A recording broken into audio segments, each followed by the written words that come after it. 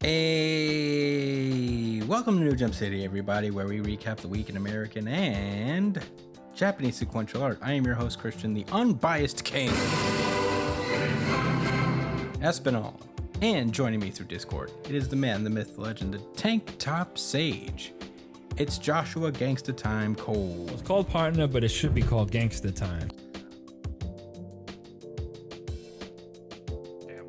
Damn. He really took it seriously. What's up? There he is. What happened? Oh, no. You took a second to get here. Also joining us, it is our producer. It is Edgelord Big News, Brian. なんというビッグニュース What's up, nerds? Hey, we're back after a week's absence. We're back to talk about some manga. We got a big old show this week. So let's not waste any time. Let's get into plugs. You could find me at the Chris Espinal on Twitter and Instagram. Ooh, Joshua Cole. Where can they find you? At JD_Cole_37. That's on Instagram, and at New Jump City Josh. That's on X and TikTok. Oh yeah, Brian. You can find me at b.esp on both Instagram and Twitter. And if you ever want to catch me when I'm streaming, you can find me at twitch.tv/punchline. Oh yeah. You can follow the show. I forgot. You could follow me on Reddit at truest, bluest, most vortex boy. And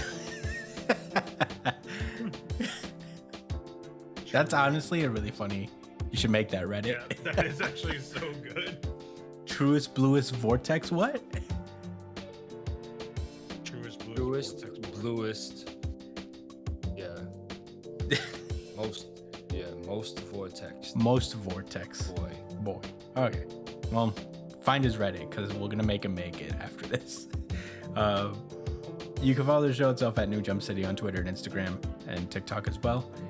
Email us at newjumpcitypod@gmail.com with any questions, suggestions, anything you guys want us to talk about. We got a good backlog of questions, but we've been having a lot of fun on the pre-show chat show. So we still got some stuff to do. Keep sending us that. We'll answer it. Let us know what you guys think about the chapters as well, either in our email and we'll read it if you guys want, or in the comment section of the YouTube video that we put up every week. There's no actual video capability, but I put the audio podcast on YouTube just to keep it going, keep it alive. So check us out on that. That's it, right? I think that's... Oh, subscribe to us. Please subscribe to us. And like us. Please like us. Please like us. Check us out on iTunes, Spotify, Google Podcasts, wherever. Not Google Podcasts. Castbox, Pocket Cast, YouTube, wherever you listen to pods. We're on there. Check us out. And without further ado, let's do this. Let's get this show started. It's been a long time. I miss doing this. So let's go. One Piece. This is One Piece chapter 1130. The Big accursed. chapter, no pun intended. What? Big chapter, no pun intended. Oh, yeah. This is chapter 1130, The Accursed Prince. In this chapter, we are continuing the little title page story about Yamato going across Wano to, go on a little pilgrimage in the footsteps of Odin, and also to deliver, I believe it was Yasui's sword to his grave, I imagine, or to the shrine that the swordsmen of Wano, whenever they die, they put their swords to rest there. So they're going to do that for the young Don. And in this chapter, we find out that I think his sword is being stolen by apparently, assumingly the same person who's been kidnapping people all across Kuri. And that's all we know. Oh, by the way, we also know that Otama has been training to be a ninja, just like she said before the Straw Hats left. So yeah, that's the thing that's happening. In the last week's chapter, really quick summary, the Straw Hats basically escape the strange castle thing, the Lego castle zone that they were trapped in when they first got here. And they make Real it... quick, Hmm? I gotta say, I was wrong. Yeah. I'm wrong.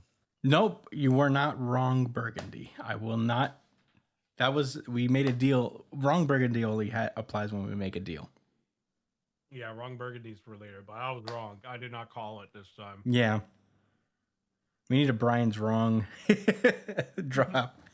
Hey, listen, if there's a Brian's wrong drop, we need a Brian's right drop too. That's yeah? fair. We need a That's drop why for we'll never have either. huh? For that reason alone, we'll never have it. We're gonna make right. We should make right and wrong drops for each of us, customizable. You know, if you guys have any ideas of how you want your right and wrong ones to sound, and honestly, you don't get a say in what your wrong ones sound like. Wrong. But your right ones have to be your right ones. You can have input in because that's a little reward. I have an idea already that could just be universal. Okay. Us and for characters. Okay, write it down somewhere. We'll talk about it off show, and then we could do it. We can add it. But anyway, so yeah, the Straw Hats. Oh, the original 5 Straw Hats that are actually on, what is assumingly Elbaf at the time, escaped the strange castle that had this whole little world of seemingly regular sized humans trapped in it, and they escaped the supposed sun god, who is like, there and impersonating the sun god or whatever. And yeah, that's kind of where we left off on that. We opened this chapter with on Dorian Broggy's ship, the giant pirate ship, as Frankie declares that the search for the rest of the Straw Hats is over because, they just assume they're going to be alive. They searched and they didn't find anything, but they know that they're alive, so there's no point in wasting time, and ask the giants to just continue on to Elbaf and they'll meet them there. So the giants agree, and they all head over to Elbaf. That should be an interesting development. We cut back to the original 6 Straw Hats to where they escaped, and they are on what seems to be this snowy castle. Everything's huge, so it can only mean that they're probably on Elbaf for sure. I know we are, but I'm, for the purposes of recap. And they go to this bridge. They start crossing a bridge that goes upward, and it's a humongous bridge, obviously, because they're small in comparison. Coming down the bridge, they see 2 pirates, 2 giants. These people we've seen before. You may not remember, but in cover stories where they were checking in on the status of the Straw Hat fleet, we got to meet the members of the new giant pirates, and these are 2 of them. So these are technically members of the Straw Hat fleet. The pirate Dr. Gerd and the cook Goldberg for, Hajruddin, who is one of the captains of the fleet, the giant in the group. Guys, they have hot giants on Elbaf. They got hot giants that look like Nami. Literally every hot character looks like Nami. Yeah. So yeah, they're walking down the bridge and they're asking, why did Hajruddin have to bring that weirdo onto the crew? And because apparently he's a good navigator is the answer, according to Goldberg. And Gerd seems to hate this person, whoever they are, and they claim that Loki is not the shame of Elbaf. It's actually the navigator that joined their team. And this guy and Goldberg laughs, saying, haha, that's going to make Roto happier. And, they saw that they actually peeped that the crow that carried the Sunny over carried them into this castle. So it seems that the person that originally took them captive was the navigator for the new giant pirates. Which is interesting. It's interesting to see what the new giant pirates are doing here. But I imagine we'll get some answers for that later. But with this, the Straw Hats have confirmation that they are, in fact, on Elbaf. Usopp's excited. Sanji is happy that there's a hot woman there. Luffy is about to literally give away their cover, but Nami stops him because they don't know these people. It would have been good for them to do it, though. Yeah, they technically don't know that these guys are the fleet members because they only know Hajruddin. Like these pirates weren't with Hadruddin when he made the vow. So they don't know they're part of the crew. So yeah, they're on the bridge now. They're trying to make their way across, and Luffy feels something tingling, and he's like, you know what? Whatever. I'm hearing something, but I feel like I'm gonna go check it out. You guys can go on ahead. And he just jumps off the fucking bridge, leaving Zoro, Sanji, Nami, Chopper, and Usopp to fend for themselves. So You missed it. Zoro's like, I'm going too, and Sanji's like, you're not going to any Yeah, forest in yeah. the entire world. Oh yeah, Sanji stops Zoro from going, which is very funny.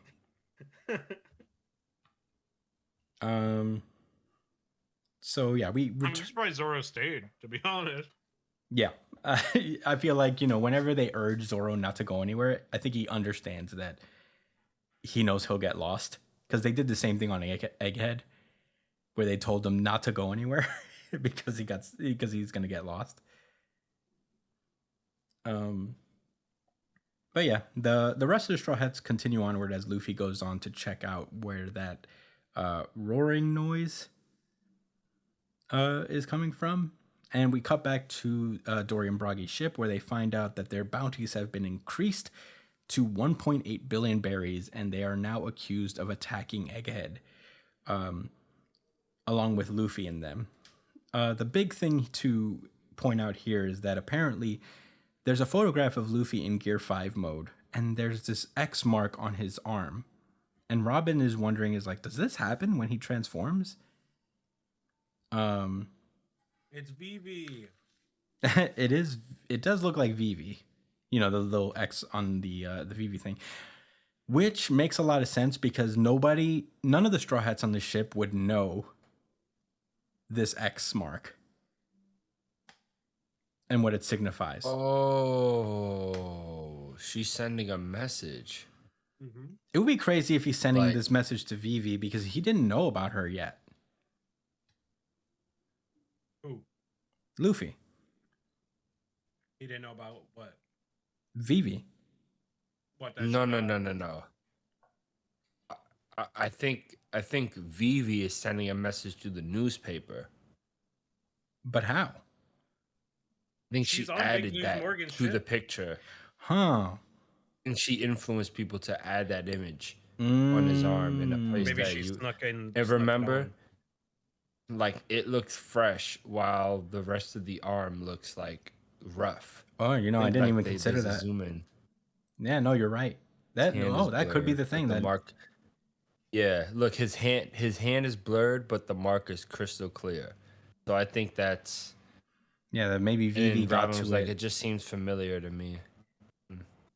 Yeah, that makes sense, because then Robin was around. Robin was around, but she wasn't wary of the X on the arm.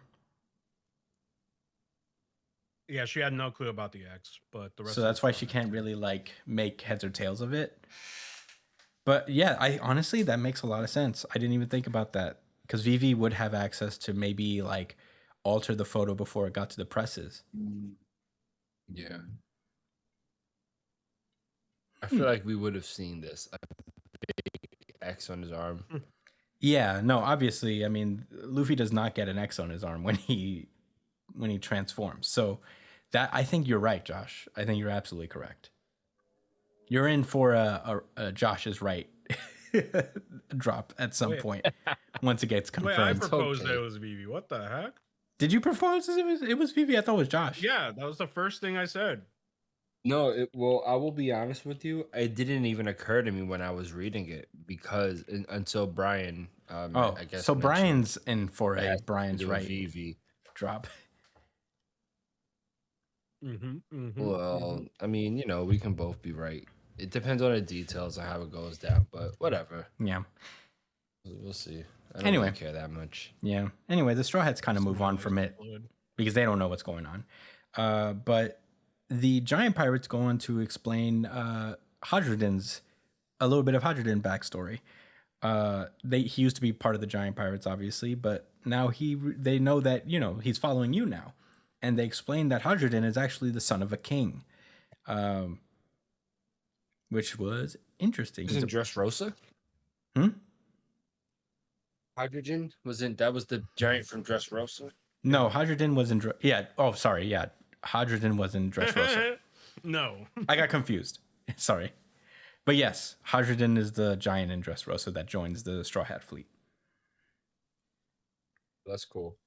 But He yeah, came back to Elbap. yes, he came back to Elbaf after he left to pick up his crew, I imagine, because we got to see them in cover page stories. But yeah, he's the son of a prince. Apparently, he's son of a king, which makes him a prince, I guess. And yeah, apparently they wanted to come to Egghead as well, but instead the old timers, the OGs of the giant pirates went instead because of a little bit of trouble back on Elbaf. Apparently, while the captains were away, the king had another child known as the Accursed Prince, and his name is Loki. We've heard about Loki way back in Whole Cake Island when he was supposed to marry Lola, but Lola left Whole Cake Island before the marriage could be official. And thus that put Big Mom in a really terrible relationship with Elbaf, as if she already was in bad straits with Elbaf because she kind of destroyed it once. But that's neither here nor there. These guys continue to say that Loki's a little crazy. His desperate desire for a legendary devil fruit passed down through the Elbaf royal line led him to kill his father, King Harold, and eat the fruit. So they say that the next time Loki, the accursed prince, is unleashed, the world will be brought to ruin. He is the shame of Elbaf. And wouldn't you know it, guess who comes across Loki, the accursed prince? The boy himself. Yeah, the king himself. Just like that. Luffy. And first of all, this 2-page spread is fucking nuts. This was so awesome. Cool. So Luffy pulls up and we notice that like Loki has bandages across his eyes and he says, "Name yourself." Luffy obviously is like, "I'm Luffy. I'm going to be the man who will be king of the pirates." And he asks Loki who he is and where is he? And Loki explains that this is the war land of Elbaf, the most powerful nation in the world, which once lived and breathed warfare, and that he is the sun god who brings the world to an end, Loki. And that's it looks like his eyes are glowing too. I think that's more the I don't know, the sunkenness of the bandage, how tight it is, so you see like the depth of the eye holes of his skull, basically. But it could be lighting up too. Like it's the indent of the eyes, where his eyes are supposed to be. But yeah, I mean, and we also get confirmation that this is Elbaf. We get a big 2-page spread of what Elbaf looks like. It's a gigantic tree that has snow in the bottom level, seemingly normal weather in the middle tier, and the tree just goes onward, and there's a giant sword that's stuck in the ground of it, basically shooting up from the first level into the second level. Holy shit. Yeah, that's a whole sword? Yeah. And that's where the chapter ends. Wow. Josh, what did you think about One Piece chapter 1130? The wonder and amazement has began. We met Loki immediately under the weirdest circumstances. So they're all the way on the bottom tier. If you mentioned that already, right? Mm-hmm. You can see the castle and then the little boat. So they were just in one of those rooms within that castle down there, or something. Yeah, within that castle, and excuse me. And Loki's just down there somewhere in the mountains, close to the sea. Yep. So that's, I don't know, just taking some mental notes here, you know. Loki looks cool. He looks like one of the coolest bad guys. I mean, man, One Piece has the coolest looking villains ever. Like he has such a way of making villains look cool without making them look edgy and like and super tough. Like sometimes it's just like the swag, you know, of how like they sitting there. Look how he's just sitting there locked up but smiling, just like Luffy. Luffy's like, oh, this is a guy I can hang out with. You know, he doesn't detect any sort of malice or issue. He has no type of thought in his mind that perhaps, you know, it could be bad that this guy's locked up. To maybe ask a few questions relevant to that. But we all know that's not gonna happen. Um I like that they came back to the other, you know, to the rest of the crew on the boat to see that they did actually look around for their crew, just for them to come to the conclusion that, well, you know, we're gonna meet up with them in Albath. Shit like this happens all the time. So, I still have a theory that they're gonna meet up in the order of like, you know, how they, you know, met each other or whatever. So I guess what Robin would be next, and then Franosuke, then Brooke, and then Jinbei. Right? Am Wow, I missing Brooke, something? that is such a huge gap for acquiring a straw hat. Have you noticed? It's been like in the universe, it's 2 years since they got a new straw hat member.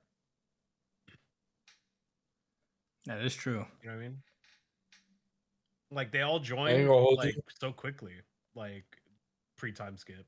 I'm really, really surprised that Yamato didn't actually join the crew. I'm still, I'm still genuinely surprised So about that. flabbergasted. Yeah, like I mean, they said they were gonna join the crew, but later, but like still, it's not the same. It wasn't like, oh, you're a straw hat. It was just like, yeah, I hang out with y'all later. I gotta stay on Wano and find myself. I mean, if he's Truly trying to be become Odin, Odin. that's what he's got to do. Yeah. I thought this picture of Loki, the accursed prince, like when the guy was talking about him, page 11, when he's like, the next time that Loki, the accursed prince, is unleashed, the world will be brought to ruin. And you just see him in the background, like with his tongue out. I love One Piece for that. Like, why does that look so sinister and intimidating, but like, while also being goofy? How the hell do they do that? Just Yeah. like down creative. Y'all see it? The Yeah, little dude. Yeah, yeah, the blurb. little like uh image of him, the way the giants He's see like, him, I guess. like, I imagine like French Montana. I mean, when And he tells Luffy to name himself, he also has his tongue out like that. yeah, right. Literally, and it's the next page. You don't even have to go that far. It's literally the next page. He does when he says name is yeah. Damn, your tongue's not cold, bro. I guess that's why I wasn't out the whole time. Yeah, he put it in real fast just to warm it up. And it was like, all right, it's time. Time to look cool again. Yeah, he brought it out. I don't know, but in that little picture, like the way they had his eyes, maybe they were glowing under the bandages. But Maybe. the real question is, how excited will Brian be if he was right about that? A What? That his scale eyes are of glowing? one. Yeah, on a scale of one to finding a pot of It's probably gold. not going to be that big of a deal Brian will be that his so eyes are stoked. glowing. It wouldn't be that big of a deal, guys. Come I'm on. thinking an 8.5, 9. Like a 3. Excitement scale. You It'd might be like jump a out your 3. chair. You might jump out your chair, bro. Nah, no, no, no, no, no. Well, you'll feel real good when we I'm get not the saying go do Brian's jumper right jacks. vibe. When the Brian's right drop. Raise money. Yeah, so anyway, Brian, what were your thoughts? Um, do you guys feel on edge about this Loki character? No. It just feel like, all right, so whenever Loki gets mentioned, and with this reveal, he looks so fucking cool and sick, and he has like this really cool backstory so far. I just can't help but feel, just because of the reputation of Loki and like, everything that he's in, it just feels like I'm always worried about being tricked by him right now. So I don't know whether I can believe that this is really how he is, or if this is how he wants us to see him. You know what I mean? Hmm. So I guess this is like a good play by Oda to like kind of, it just feels like he wants you to always be wondering whether Loki really is this guy or not. You know what I mean? Yeah, I mean, Because his silhouette is so different exactly. Yeah, from I was like just the about to past bring ones. up when we saw him last, or we saw like visages of Loki. He has a completely different body shape. Maybe after getting rejected by Lola, he went on his Sigma grind arc. He just got his revenge body. Yeah, he got a revenge body for it. Honestly, I wouldn't put it past it. But I can't help the feeling that I'm being tricked. And I feel like that's a good thing for this character, right?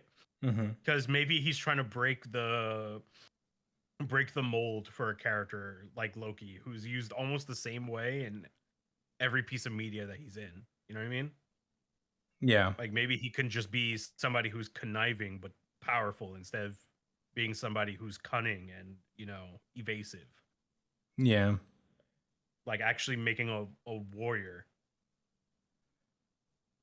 So I think this is a pretty cool, like, if this isn't just a trick, I feel like this is actually like a pretty cool depiction of Loki. And I'm really interested to see where Oda goes with it, because this guy feels like a big deal. Yeah. No pun intended. Yeah. Well, those are your thoughts. Yeah, those are my thoughts. Uh, this was my RGC, I think. Oh Oh wow. shit. So I'm gonna just go ahead and do that. Anybody else? No. Yeah, I'll RGC it just Mm-mm. because this is such a big character. Okay. No pun intended. Certified RGC. Certified RGC. Certified I didn't realize this, but this is actually a shorter chapter than usual. It was only 16 pages, and One Piece is about to go on break. At the time of this recording, it'll be 20 days to the next chapter. Wow. So that sucks, but I am really excited for this. I think there's something to be said about Loki changing his appearance. I think that's entirely possible. I don't know what his abilities will be. I'm very curious as to what the devil He has fruit. a devil fruit though. Yeah, exactly. I'm very curious as to what the devil fruit he got, meant. Probably Fenrir.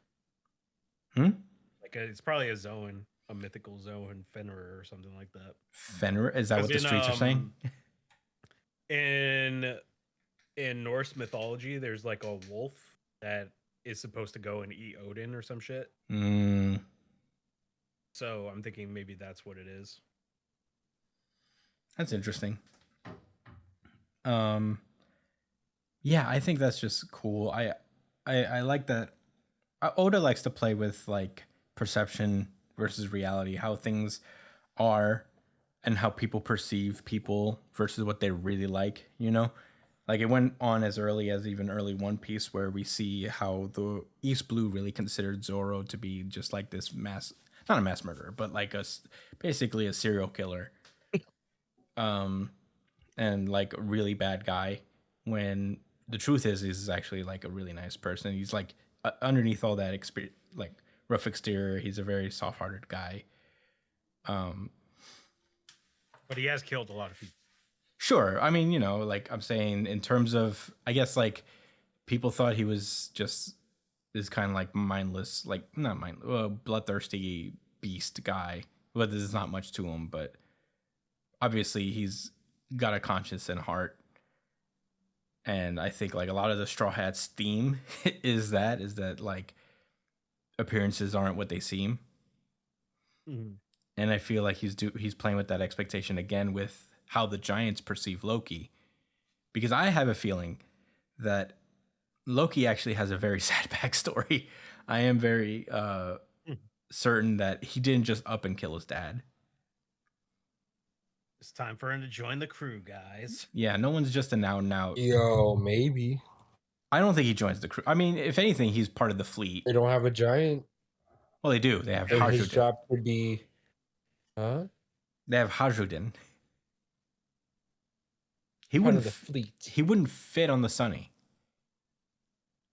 Oh, his job would be to walk alongside it and pick it up and shit. Mm. Yeah. Yes. Nah, I think Luffy would want to sail. He wouldn't accept that. If anything, he'll join the new giant pirates. But that's Drew, whatever his name is. Yeah, he'll be a crewmate of That's his Hajrudin. crew. Bomb. You know, you guys got to stop doing this where every character we meet is just like automatic Straw Hat. You guys thought Kizaru was going to be a Straw Hat for a time. Yeah, both of us thought that Kizaru was gonna join. I should have made you guys do a wrong burgundy bet on that one. Because you guys swore up and down.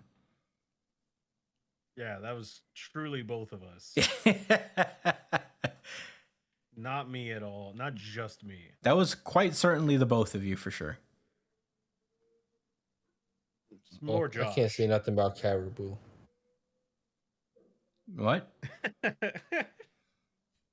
My favorite candidate, wet hair.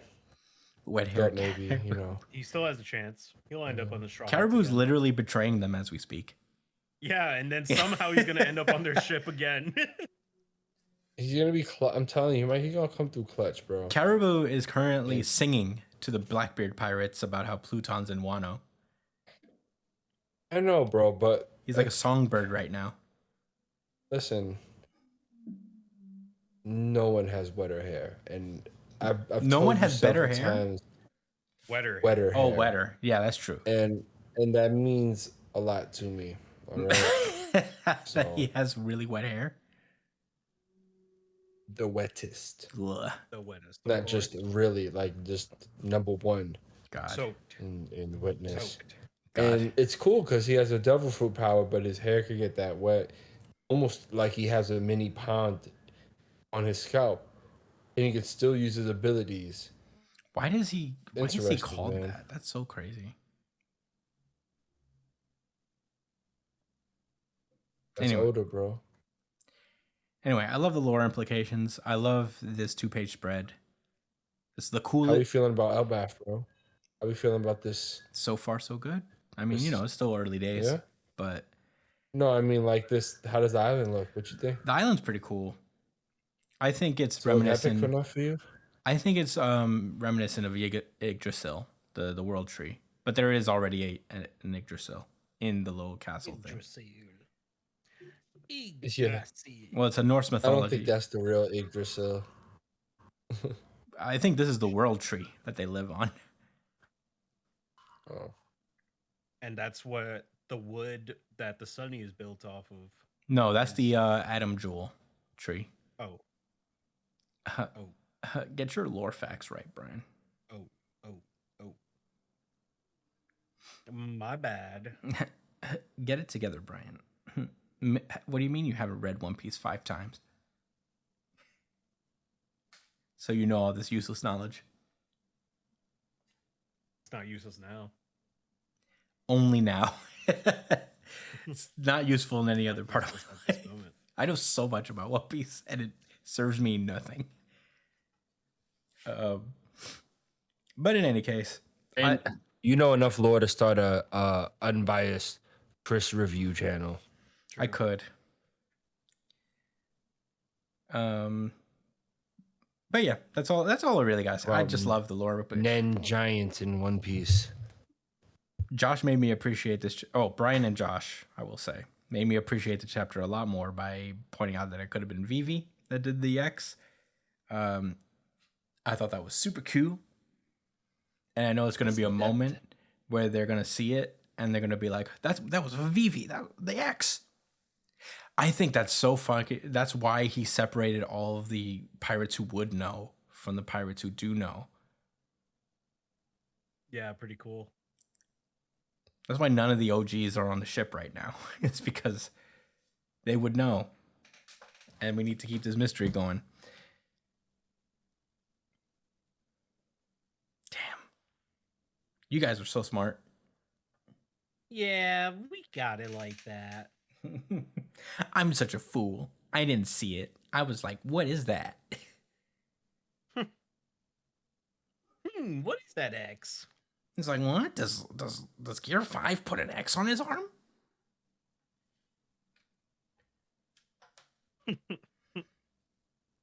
That's all I gotta say about One Piece. Do you guys have any? It didn't occur to me yet either until we started this shit. Yeah. That's all my thoughts. Okay. Yeah, me too. Well, that was One Piece. Super awesome chapter. Let's move onward. Bloody Cross. Sakamoto Days. This is Sakamoto Days chapter 186. Today's fortune. Last we left off, I believe Shin and Heisuke, and I think even Boiled got sent to the next level. But we don't see any of that because we're focusing on Atari this chapter. Atari is on B3, and she basically this chapter opens up with her just looking at her guards and saying, "I don't like ketchup," and that she only eats white things. And one of the guards asks her why she's eating now, and Atari is like, "Because I might not get to eat for a while." And she explains that she tells Miss Hoshi and Mr. Daikyo that they're going to escape today. And they're like, what? And she's like, wait, what do you mean? And she tells them to shush up because the other guards are sleeping. And Atari goes on to explain that the three of them will have extremely bad luck today. If they stay there, they'll die for sure. So For sure. So the guards are a little freaked out. So now they gotta escape because they don't wanna die. Atari's like, the Miss Hoshi is like, well, we can't let you just leave. I mean, we're guards. We can't let prisoner escape. And they're like, well, would you rather die? And she's like, well, but can we really escape if our luck is that bad? And he's like, we could change our fate with lucky items. And she explains that her lucky item today is her soulmate. And she says, well, they'll go find them on B2. So they just leave. That's enough convincing, I guess. Mr.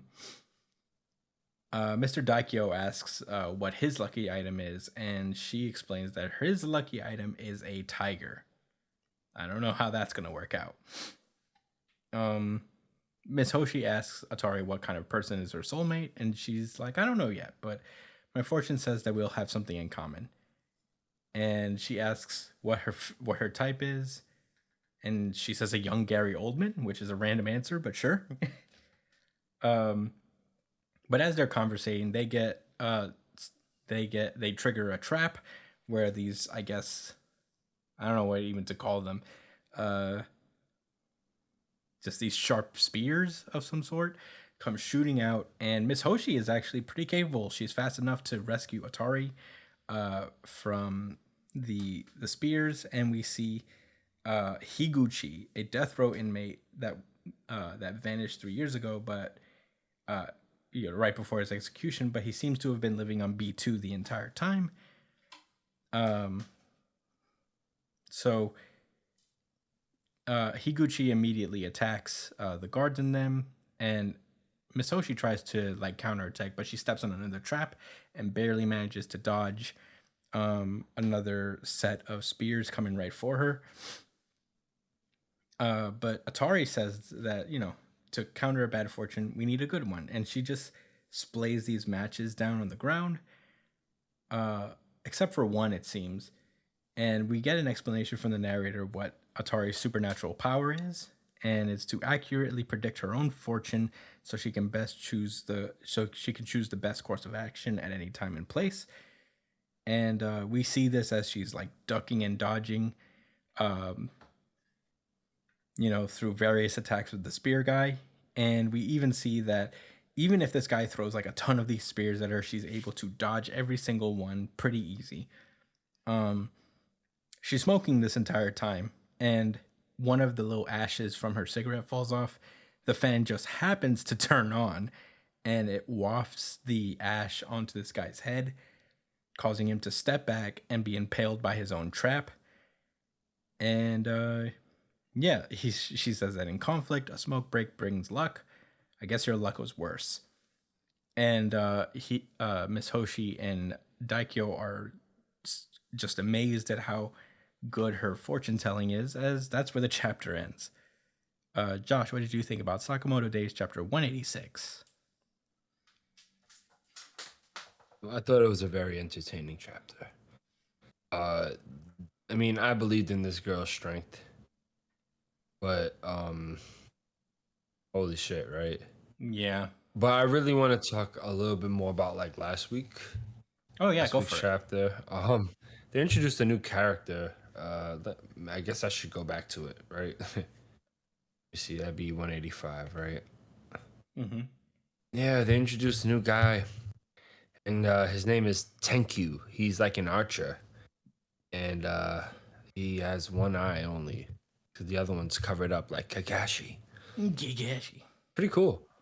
I think we've all been wondering, and I really want to bring this up for Brian, because like we were thinking about like, oh, like how's Sniper Dude gonna grow from this situation? You know, maybe he'll learn to use different types of weapons, like a bow and arrow or fucking. This is what I thought. Like, I think his accuracy as a sniper could be extended to other things outside of just snipers. You know, Well, that kind would of be like Bullseye from Daredevil. I think we're gonna get something like that out of I forget his name. But Heisuke? yeah. So, yes, yeah. They're on the second level, which is you know, a labyrinth of a bunch of different fucking jail rooms that like the inmates themselves have created, and they don't even have an accurate, like the jail itself doesn't have an accurate map. So basically, like after you get through like the first level, it's just a criminal world, like jail land, like nigga, these like got hospitals down here, supermarkets. Fuck, what was he saying, bro? Yeah, he said the prisoners got sick of it and started making additions. He said, yeah, rumor has it there's a supermarket, movie theater, sauna, and I think it said a movie theater. And I got a funeral home. Yo, in one of the rooms they walked through was like this sand pit. That's how they end up learning about this kid's abilities, because he fucking absolutely annihilates the guys trying to beat them up. So yeah, this arc is getting exciting. The fortune telling chick she's cool. I guess Shen's gonna be her soulmate, I suppose, Yeah. because he has ESP. Yeah. They're similar. Imagine if it's I feel like boiled. it's gonna be somebody else. Huh? Imagine if it's boiled. I don't think Boyle's coming with them. I think he's gonna stay on the first level. He went with them to the second level, isn't he there? Yeah. You gotta read the last chapter. Oh, okay. I may have missed. You know what? I'll be honest. I'm like I was flipping through it and I was like, oh shit, I didn't even read last week's chapter.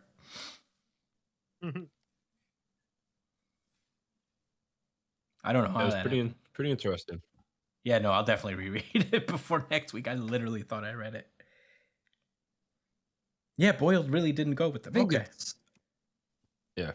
Damn. I think it's really funny that the guards are just running along with this fortune challenge chick.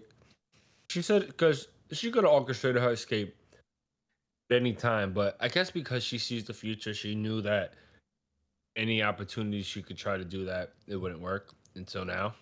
Yeah. She sees things are starting to change a little bit, so she's trying to follow those threads.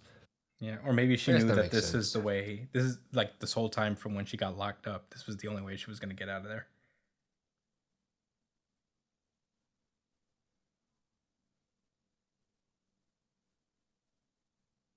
everything's led to this moment. Maybe even the guards she has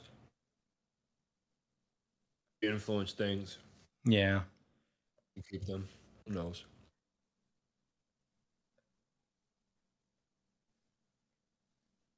Luck powers are so Um, OP. they are.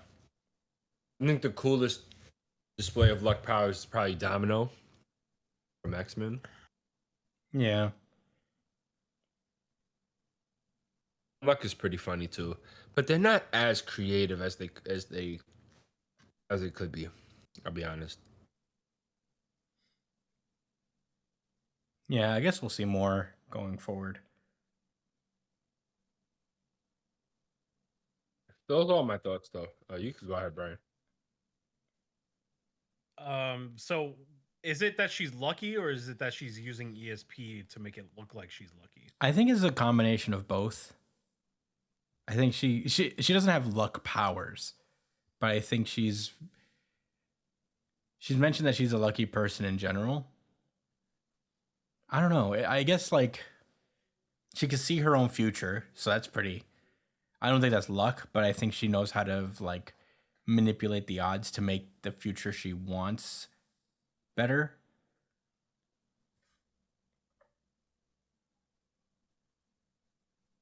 She's definitely got ESP. Okay. That's the idea, is that she has ESP, but she also happens to be just a lucky person.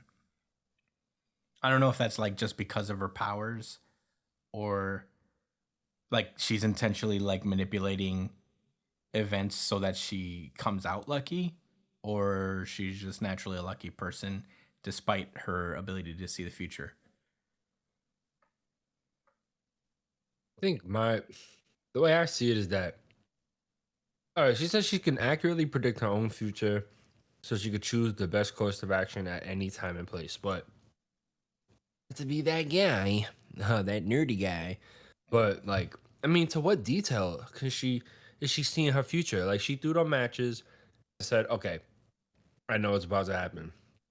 Like, did she know? Like, okay, these things could kill me, so I'm gonna dodge here, move here, do this, and then he's gonna also kill himself if I just flick my cigarette. You know, to what degree, in what detail does she see the future? It's super duper ambiguous. So Yeah. it comes across as OP, as if she's seen all of that, everything that just happened, she just seen.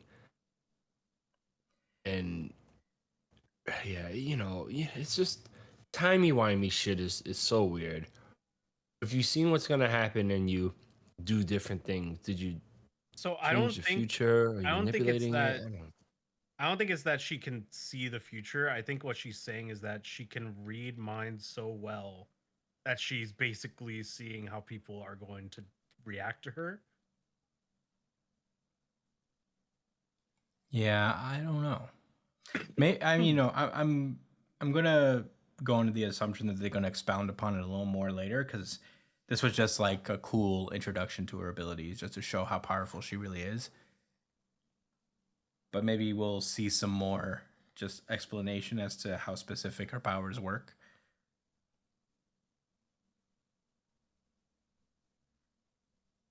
Yeah, because right now it's a little confusing, but I guess there's a reason why she's going to be the one to teach Shen how to use her shit.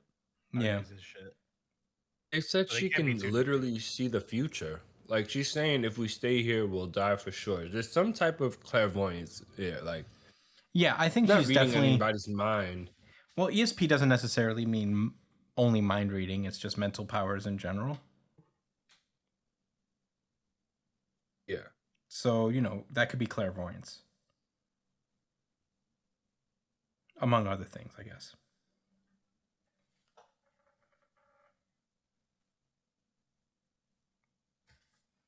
But if you have thoughts, Brian, you could go into them now, I guess. I mean, that was all of it. I already talked about. Oh, okay. Honestly, I'm not super interested in Atari yet, so we'll see. Yeah, I mean, as far as the jail arc going, it is going really well. I am enjoying this. I do love a cool jailbreak story. I'm into it. Yeah, I guess I'm not as clear on Atari's powers, but you know what? It never really occurred to me to really like dissect it that hard. I'm just taking the future sight as face value and the luck as kind of like face value is like a separate thing. Or that maybe she's making her own luck due to her ability to see the future. Because she doesn't seem to have any fighting power herself. She just like, this is a fortuitous matchup for her where she could like move the chess pieces around to a point where she can get this guy to fall into his own trap. But Right. The conditions were met. yeah. So, you know, I don't dig too. It didn't occur to me to dig too deep into it yet until we get all the details, because I feel like the point of this arc is to learn more about ESP in general in this world. So I'm sure we're going to get an explanation further. But as far as the chapter goes, I thought it was good. Not bad at all. I mean, it was just like kind of a cool introduction chapter to Atari's abilities. And it's good to know that the guards are actually somewhat capable too. I don't imagine that they'll be world beaters or anything, but that moment where Ms. Hoshi just saved Atari from the spears was pretty cool. I was like, whoa. It'll be cool to see how strong they actually are. It'll be actually kind of interesting if they are like stronger than they seem. I think they have to be just to work at this place.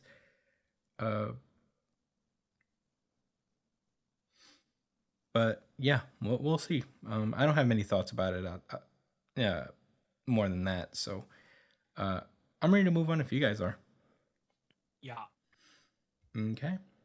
That was Sakamoto Days. Pretty good chapter. I enjoyed it. Let's move on. Tell that pussy clot girl me know what. Kagurabachi. Hey. With this, I'm gonna pass this to. Last week's chapter would have been my RGC, by the way. Well, it's not last week. It's all I'm just saying. Me too. Me too. That's why I asked you that earlier, Chris. We can do it. Okay, so Okay. retroactive RGCs for last week's chapter of Kagurabachi. Certified RGC. Certified RGC. Certified RGC. All right, you may proceed, Brian. And your man's like, huh? Wondering what the fuck happened to his limbs. It went black and my arms is gone. I couldn't feel anything because they were gone. Pretty sick. Pretty sick. Wait, am I covering Kagurabachi? Are you? Don't you usually? Are you? I don't think I can anymore with Hunter x Hunter because that takes so much fucking brain power. You're for me. covering that too? Okay. I can cover Kagurabachi. That's fine. Go for it, Josh. Do that this week. All right, Kagurabachi. I gave you a taste of what happened last week. That was the week that we missed. Sorry, y'all. But Sorry. man, Chihiro went fucking berserk. He didn't have much to say about philosophy and reasons. He kept it very simple. Like, nigga, I kill people for certain reasons. You kill people for other reasons. And because we have those differences, we are clashing. And, you know, the weirdo that sorcerer was thought that makes them actually true friends. Because they have to fight to the death over differences. You know, the kid's never gone out before. This is like his first time, like, talking to other people out of the Hishaku. And the reason I know that is because in this chapter, it was confirmed by the leader of the Hishaku. I don't know his name right now. We're gonna get to it, but this is chapter 54, friendship. So the head of the Hishaku clan is like, I got the basic gist of the Kuminabi strategy. You know, they're trying to fortify all their locations where the swordsmen are. And, you know, that's simple, but it shows that they're really desperate because they got this kid, Chihiro, you know, going like helping them out to really like what's the word I'm looking for? Hold some weight, Yeah. which shows weakness in the Kaminabi. He mentions how they haven't pinpointed Shiba's position yet, which is the dude that can teleport around and the you know confidant to Chihiro, his homie. Apparently, he's But the he's best. basically yeah, they do all this foreshadowing and talking up about how much of a you know problem he could be, and even 3 years ago, he was such a hurdle to get over, whatever.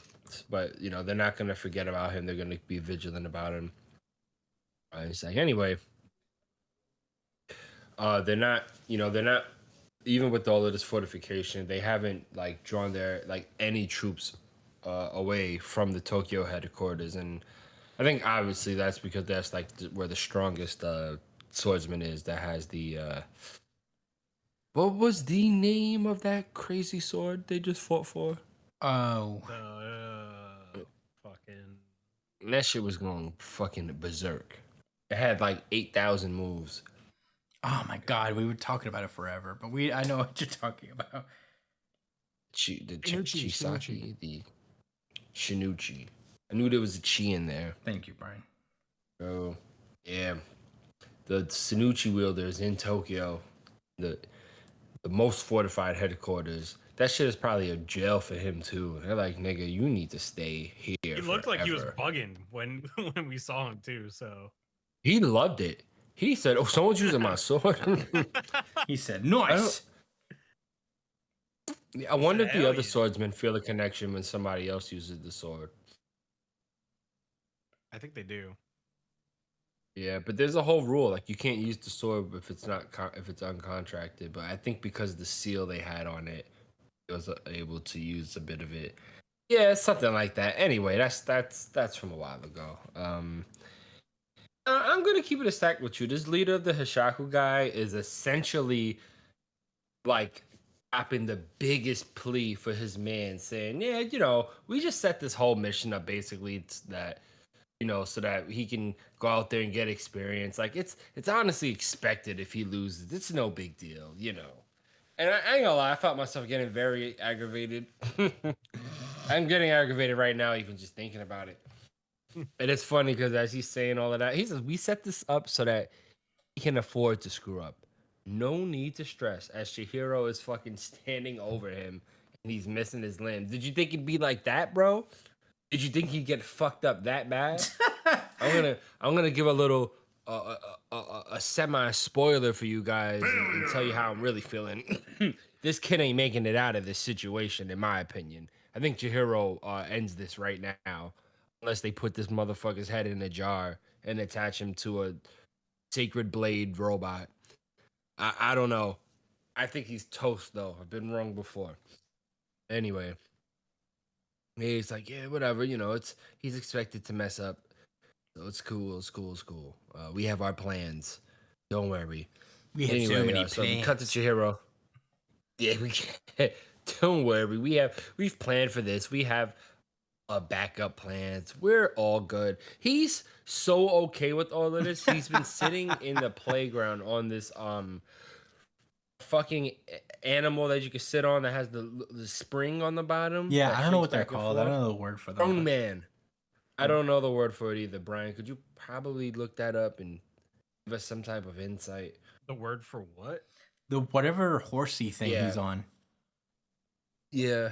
I used to call those the boingies when I was young. The Boingies. I swear to God. And as a matter of fact, on Cortellu Road out in Brooklyn, like by where my grandmother lives, there was a playground by the Q train, and they had 3 of those things like in the park. So I used to call that Boingy Park. That's when I was like 5, 6, 7. Well, I mean, I still call it Boingy Park to this day. I just haven't had All to those reference coil it. spring horse. Spring riders. Oh, that sounds. I like cool. Boingy. That sounds way more accurate. I like Boingy. I like better. Boingy's better too. I mean, I think Boingy expresses how nonchalant he is about this. I mean, we're talking Bleach villain levels of nonchalantness. Um, is it? Yeah, he just doesn't care. He has no fear, No, not at worry in all. his This heart. is a new level Oh, of but unbothered. Chris might have some fear and worry in his heart. We'll get to that later. I. Get to that later. Speaking of someone having fear in their heart, we will address that soon. I will address that soon. Don't worry. Anyway, this dude begs Chihiro, like, tell him, how the fuck did you catch me? Like, how did this happen? How did I see blackness and my arms was gone? How? And he's like, listen, man, you used them weak ass paper cranes, and I know you couldn't make a bunch of them shits. So I let a bunch of them hit me, and then before you could even load up more, I spread my Kuro attack. It made and you where you couldn't hurt, like, the other stuff. Whoa, you Out of guys. this. Hey, sorry, you were breaking up but- like crazy. Yeah. But Uh, like probably crazy. on your end, Chris, because I was hearing fine. Oh, so it was probably me. Well, ultimately, it matters more on Chris's end. That's where That's how they're gonna hear it. Well, look, basically, I'm just gonna keep moving forward. If y'all read along, y'all know what happened to the boy. He got him. But yeah, so the sorcerer was really irked that Chihiro basically chose like the opportunity. Like, it wasn't just like a strategic thing to catch him when he was most vulnerable. He also chose an opportunity where, like, civilians had the lowest chance of getting hurt. And like I said, that really upset the sorcerer. And he's like, why? Like, why would you go to extremes to protect them? They don't like us. We're killers. And Chihiro's just trying to tell him, like, listen, bro, I don't like killing. I think it's a bad thing. Yeah, we both kill, but you have reasons I disagree with, and I have reasons that I have to fight for. So it's as simple as that. At least at this point, he says not all killing is the same. I'll give my thoughts on that later. So that he says that if all killing was equivalent to what you guys do, I'd be betraying the beliefs of my heroes. As we seen his fallen father and also his one of the swordsmen in the same panel. Interesting. So the sorcerer is like, God damn it, like, we're the fucking same. Like, why don't you understand? If we can't meet each other and connect, then he comes to the realization that, oh, like, I get it. We seek to kill each other because we're different. That's why when we meet, we fight to the death with everything we got. This is friendship. Oh my. This is what happens when you let the youth read Boruto True Blue Vortex. Surprise! I was being very sarcastic in the intro of this podcast. I actually don't like Boruto Blue Vortex at all. I think it propagates brain rot into characters like here. This is an example. Is a Oh my God, two Blue Vortex fan? Yo, is the author of Kagurabachi taking shots? I don't think so, but Yeah, maybe. And he's fucking insane. We all know this. The sorcerer that is. So then he starts telling him. He says the Hishaku is a small group of 10 sorcerers. Chihiro just looks at him. He's like, "Oh, set to talk, right?" He's like, "Oh, continue." So he's like, "Yeah, go on. the leader is a man called Yura. That's the dude's name. Finally. Yura. All right. Yes. And what do you know? He's the leader. He at least for all of that, like, oh, he was acting before, we now know, like, he is the actual head guy. I mean, maybe there's someone behind the scenes, but I feel like good there's a enough for super me. secret leader, That's cool. That's okay. which is fine. And I'm gonna keep it a stack with you, bro. I really don't want him to be the leader anyway. He needs to die. he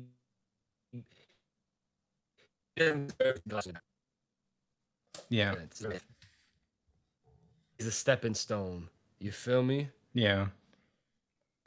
Anyway, like he's like letting him know how to like. All right, so he even says you met him at the Rakuzachi. He's letting him know every particular detail. He's This singing. guy, you thought Caribou was singing? He This guy's singing. is casting an aria. You know, amongst within this theater, he has become a performer himself. As he explains the crucial details of the organization that raised him and trained him and taught him everything he knows. Was that part of this guy's With plan? no Burger King. He's not even saying, "Oh, I'll give you one of your arms back." He's just letting him know. Bro. That's what friends do. Yeah. This guy's a true friend. I feel like when Yura learns about this, he's like, oh, well, I didn't expect him to just sing. Oh, damn. You told him all Oh, that? shit. And what happened to your arms, bro? He said everything? Why would he do that? Oh, you know what I just thought about? The sorceress can regenerate. Yeah. He can probably regenerate. Yeah. I'm annoyed by that. I mean, Chihiro lost his arm, and he got it right back. Yeah. All right. Well, anyway, so he's like, all right, our current plan, as you know, is to attack the fortress. We hired like about around 68 sorcerers, and we had 34 of them things on us to make them mad strong, the Datenseki. So, and he's like, I had the command of all of them, and we cut back to Ira. And he's like, well, interesting move. Security has been beefed up at each fortress. I'm sure they've reinforced their other countermeasures too. I think it's a smart move. Well, he says, well, it's a smart move. good thing but we it's also a planned gamble." for it. Right? His fucking flip phone, I think. What? We deployed just enough firepower to match 4 fortresses. It's just like him to place an all or nothing bet. I love it. To invest so much in Senkutsuji Temple, clearly he's extremely resistant to using our trump card. I don't understand what he really means by that, but whatever. We can wait till later to analyze that. So as he's saying that, the guards at Senkutsuji Temple are starting to become more overwhelmed, and out of nowhere, a ton of roots start like ripping out of the ground from like out of nowhere and tear up one of the temples. Then we cut back to Chihiro and Alicia Keys, and he's like, for personal reasons, I dispatched all of that fighting power to Senkutsuji, like all the guards he had control over, the 68. He says, I'm sorry for showing up without a proper weapon, but now everything's ready. Soon we'll be on the same playing field that we can really battle to the death as equals. And then we cut back to the temple. The sorcerer Hakuri and the other contracted swordsman and a few of the one of the nurses or whatever, like they notice all of the commotion. They're like, "Oh, what the fuck is happening? Like, shit is getting bad." The other sorcerer. All right, I'm sorry. Basically, like they're saying, like we got to get up out of here, but he's like Haku's not done like recharging his power yet, and that's crucial to this entire mission. That's how they'll be able to get the swords back. So they're trying to figure out what they're gonna do, and then we cut back to the swordsman Samura. Samura. Yeah, they get this. We cut back to Samura, and he's surrounded by these big ass fucking this growth of vine, of like trunks, whatever, a botanical life, and you see another sorcerer looking down on him. And he's like, "Whoops! Talk about bad karma," because he had destroyed, I guess, the big Buddha statue. And Samura is like, "That's okay. I'm about to dole out your punishment." That is the end of the chapter. I am so thirsty to say a few things. I will be patient. Brian, what were your thoughts on Kagurabachi, chapter 54? All I'm gonna say about this chapter is that at some point soon, very very soon, somebody is gonna be wrong Burgundy. Yeah. Yes. Somebody will be wrong Burgundy. It could be two people at once. It could be two people at once. It could just be one man, The one day unbiased kid. one man. All right, since you started off with it, I'm just gonna go ahead and say it. Christian, your only salvation is that the other swordsman gets killed instead. And let's make this clear right now. If they both die, we are still right. Because you said he wasn't gonna die. You didn't say that he was gonna die and the other guy would. I accept that. All right. Makes Okay. sense. All right. I'm a man of my word. I accept these conditions. I'm not gonna Making weasel sure out we're on all a the same technicality. page here, that's it. I'm not gonna weasel out of my my commitment. I said what I said. I said what I said, and I meant what I meant. Exactly. I mean, the trope has been self-fulfilling so far. Let's see how far. Let's see where will be the what's the word I'm looking for? Subversion of what is it? Subversion of Expectations. yeah. Is that the term? I don't know. You tell me. When will they subvert our expectations? Yeah, that's Yeah, the term. they're right. Yeah, it's just about when. You know that our expectations. I forgot the word again. But yeah. All right. Anyway, with those, you have more thoughts, Brian? I mean, It's how you really feel cool about to what see happened to this kid? Chihiro being this fucking Batman. Like, he's Batman who kills at this point. Wait a second. He really is just Batman who kills. Nah. He is. His dad gets killed, and now he's on a hunt to find who killed him. That's so many people though. And he's over here interrogating people like Batman would. He's Sword Batman. Those are my thoughts. That's it? Well, Yeah, I have rebuttals. I'm sure Chris does too. So I'll wait. I don't have that much to say about this chapter. I thought they're doing a good job of upping the stakes here. I'm very excited. I'm sure we're gonna get a full-fledged Samura fight in the next chapter where he survives, obviously. And Josh and Brian will have to refer to themselves as Wrong Burgundy, but yeah, I'm pretty sure that they all survive here.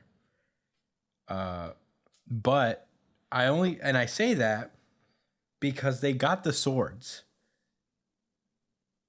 So these characters don't need to die necessarily. There's no like narrative plus if they die. They don't have to take the swords from them because we see that new guy here, Paperman, seems to have taken them already. They already had the swords. We know that they have Yeah, the the swords Ishaku already had the swords. Yeah. Well, then there's no reason for them to die, really. The plan is for Hakuri. What? No, they need to die. Yeah, they're waiting for. They have to No, kill I one don't of see them, this series to use ending it. without the swordsman getting to show off with the swords. At some point They'll throughout show the it series. off with other new people. Nah. Ishaku sword. Yeah. Yeah. Nah, you guys are But bugging. I don't think. Listen. To be fair, like I think that there's an equal opportunity of death for one of the swordsmen. I do not think both of them was gonna die. That's OD. That would be the greatest subversion of expectations, personally. If they both got smoked, 'cause that would make the Hashaku really strong, and then they would have to take intense measures, like using that other swordsman that looks really evil, since they have that sword in possession. Shit might turn up. He might end up being like the real bad guy because he's too strong. That might have been part of the plan from the beginning of the Hishaku. I don't know. It can be really interesting. I think someone's gonna die here. One of them's gonna get smoked, bro. We have to see No. Jiro face off against another person who doesn't have the sacred blade, a Hashaku sacred blade member. Well, they already have the swords, so none of the swordsmen have to die for that to happen. Your salvation lies in this man dying here. If you go to page 18, top right, My salvation he says this is bad. my salvation lies in Samura surviving no matter what. So all I need is one character to live. All right. That's another. That is surely a more optimistic I just way of want you putting guys it. to remember the No, showboating. my glass is half full, not half empty. I just wanted you guys to remember the showboating you're doing right now. You know, I'm keeping quiet. I'm not like dancing around like, whoa, looks like he's going to survive. You guys already dancing on his grave in his first battle in the I'm series. one of these swords. Man. First battle. That's This is all. his last battle. I'm talking about Samura's first battle on screen. This is the last one. Bro, he's gonna make all the vines move around, and he's gonna hear everything. Too. He's gonna be overstimulated. It's gonna be. Yeah, He's gonna be he's gonna overstimulated. The guy was on a battlefield. Yeah. You can beat Daredevil like that if you have too much sounds around him. You can't. Oh, you guys are You gonna say this guy's better than Daredevil? You guys are gonna rue the day. You guys are gonna rue the day. All right, I know what'll make you feel better. Who do you think will win in a fight? Samura without his blade, without his sacred blade, like regular night, like now, or Daredevil? Probably Samura. Oh no, man! Daredevil's fought a lot of like superpowered people himself. You guys That's are a saying feat, he's bro. weaker than Daredevil. The lack of Samura respect looks really strong. for Samura here. Murdoch's a dedicated Catholic too. That's true. This would But be a death battle right here. They're both really similar. They're blind and they're, kind of dedicated to some type of faith or whatever. you guys are hating hard, and it's gonna come back to you. There will be retribution. This we'll see. I don't have many other thoughts. I'm very excited for the stakes being raised. I'm pretty sure. I think like the fact that the Hishaku have the swords strengthens the case that all the swordsmen are going to live, because there's no narrative need for them to die. Wait, am I going crazy right now? Hold on. You do understand that because the Shaku have the swords, like they've had them for a long time. They've had them since they stole them from Rokuhira. Yeah, They just haven't been able to use them because they haven't been able to kill the sorcerers. I mean the contracted swordsmen. So they cannot use it unless one of them die, and unless they kill whoever is contracted to the sword. So like that's what I'm saying. Like their goal is their goal, to use the sacred swords to accomplish their deeds, and to do that they had to kill these people. you're right about that. I forgot that detail, but I stand by it. Well, listen, it could still be. It might not be the blind guy. It might end up being the other dude. Cause we've spent some time with him. I think it'd be a shock because we haven't even really been thinking about him. He's just been chilling. But when I said your salvation lies with him, I mean that seriously. Like that, I think right there. I think it's pretty high. A pretty high likely case that one of them dies for narrative, like impact. and especially for Chihiro. I mean, he got like separated, so you know the Kamunabi might be upset about that shit. It just adds more drama. They're like, yo, where were you when so and so got smoked? That's I just really think I think it's leading to that. I think it's the stronger narrative choice for one of the swordsmen to die now. Mm-hmm. So it's a coin flip, bro. I suppose we'll see. Yeah. All right. But those are all my thoughts. Has everyone else finished their thoughts? Yeah, that's all my thoughts for Yeah, Kagurabachi. Pretty good chapter, but we should move onward. I hope he turns his sword into some guns. Hunter. Guns. Hunter. Oh boy, here we go. Oh, we're doing Hunter Here x we Hunter go, now? here we go. Oh, Now I that keep we're forgetting. saving our Well, death yeah, for we'll the do end? Hunter now. Okay, thanks. Okay, give me a little break. Alright, Thanks. here we go. Okay, let me pull it up real quick on my screen. Okay, so before we get into this chapter, of course, there's a bunch of reoccurring characters that haven't been seen for 2 years. So I have to bring them back up real quick. So there's Balsamico Might. He's the most loyal and pivotal soldier of First Prince Benjamin's military. If I may, And- Brian, if I may, Yo, what's up? last week, I mean, last time we covered Hunter x Hunter, I made a point about how like, yo, there's probably people on this whale ship that can beat Karapika 1-on-1. I look at Yeah. Balsamico, I feel like he's one of them guys, bro. Yeah, we still don't really know what his what he does Nen wise. See his but face, yeah, man? he is for sure a threat on this That ship. is the face of someone that's done shit, bro. He's one of the He most has seen some proficient things. Nen, one of the most proficient strategists, not just Nen users in the building as Right. in the ship as well. So, but yeah, last chapter we left off with him planning out a suicide mission to take out Halkenberg with shoe gas. He put some gas in his shoes, and he's like, "Okay, I'm gonna go kill Halkenberg with this shit." And there's also another character named Vict. He was sent out to assassinate Halkenberg before this, and he was disposed of without being killed. And the First Prince and Might didn't know about it. They don't know what happened to him. And then there's First Prince Benjamin. He's the eldest son of the Cockine King. And he runs the royal army, so he has a pretty strong case to win this whole thing.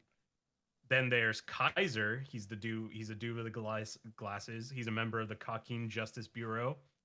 And he is in love, quote unquote, with Melody. We don't know whether he is or not. And he is planning the assassination of 7th Prince Lucerus alongside Melody and Cacho. And then there's the star of the show, Halkenberg, the 9th Prince. He has the power to body swap himself and his followers into the people that he shoots with his Nen bow. He was once a peaceful prince, and now he is on a warpath. And I think those are the big major players. Oh wait, there's also the 3rd prince. Third prince. One sec. Oh, He's the most kind of Fang diplomatic Wei. guy. He Yeah. has that Nen Beast. I remember him by his Nen Beast because I think it's my favorite design wise. yeah. It's this Looks weird really cool. sun thing that deposits coins, and we don't know what they do. Yeah, and even he doesn't know what they do. So It's one of the more that's chill looking another Nen one. beasts, which I appreciate because a lot of them are scary. All right, so the chapter starts off with Might entering Tier 2, the Justice Department, for prosecution and in the courthouse because he happens to be a defendant, I think. Not a defendant, a defense lawyer. He's either a prosecutor or a defense lawyer. I'm not sure which one. I think he's a But prosecutor. he's a prosecutor. So he shows up and he's planning to enact his assassination during the courtroom. So he shows up, he gets scanned, and they let him through. And he starts walking down this hallway, and he notices some people in front of him, and he turns around and he sees Vic. And he's shocked to see him, and the rumbling occurs. There's been a bunch of rumblings that have been happening ever since Halkenberg discovered his Nenhatsu. And he's wondering, wait, how there's a rumbling? How is this possible? Halkenberg doesn't have any guards with him.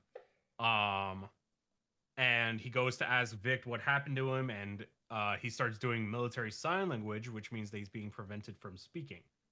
And at that moment, though very late, he finally realized Halkenberg's ability. As Halkenberg rocks up with all of his followers, so that way he's able to actually activate his Hatsu. And he he is kind of using Vic to distract Might so that he can shoot the bow into him. And we cut further away. We cut to First Prince Benjamin's house or room, and it seems like he's on the phone with somebody trying to ask what's going on with the trial. And he's kind of just like, hey, what's going on? Why hasn't the trial started? And he says no, both sides requested a change to start the time. And there's some things that are going on, and apparently he's informed that Halkenberg has fallen ill. And he gets a call. He also gets a call from the operator telling him that the captain wants to speak to him, which is Might. And he starts to feel like there's something going on. He starts to feel like that maybe Balsamico has gotten manipulated, and there's a chance that some things might have not gone their way. And he starts talking to him, and Balsamico is kind of like, "Hey, I haven't executed my mission yet.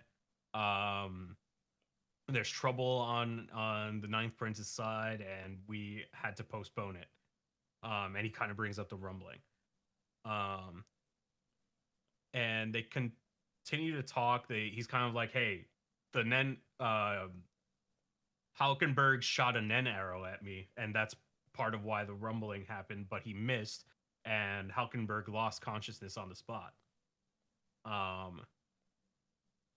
And he's kind of explaining that he managed to evade Halkenberg, and now because of that, Halkenberg is fucked up. But Ben isn't really falling for it. He's kind of like, it's a plausible explanation, but obviously faking an illness to postpone the trial. So he's kind of like not really sure what the fuck is going on. And he's saying that if you try to return here without executing your mission, I'll consider it a coup d'etat in collusion with Halkenberg. And he'll institute martial law and purge both of them. This is kind of like what Prince Benjamin's like GG machine is right here. He really wants to get martial law in this situation so that he can just get free reign to just go around and fucking bust a cap in all the prince's asses. Yeah, and kill them all. Yeah. Yeah. And Might is kind of just like, yeah, but this is our chance. I'd like to get permission to see Halkenberg, and be by his side so that he can, go ahead and get his shit done. And he says that he will get results to him within the day. And then let's see, an hour passes, and and Benjamin's kind of just like, yo, Butch. I don't know who Butch is. He's not really that important. Well, I guess I know who Butch is. he's kind of like the dummy of the group, but they still love him. And he kind of says that to like go keep an eye on Might, to make sure that he doesn't leave the Justice Bureau without notifying them. And if they do, and if he does, he'll declare martial law in tiers 2 and 3. This guy is fiending for martial law. Yeah. He's- And everywhere but the actual place he wants it to.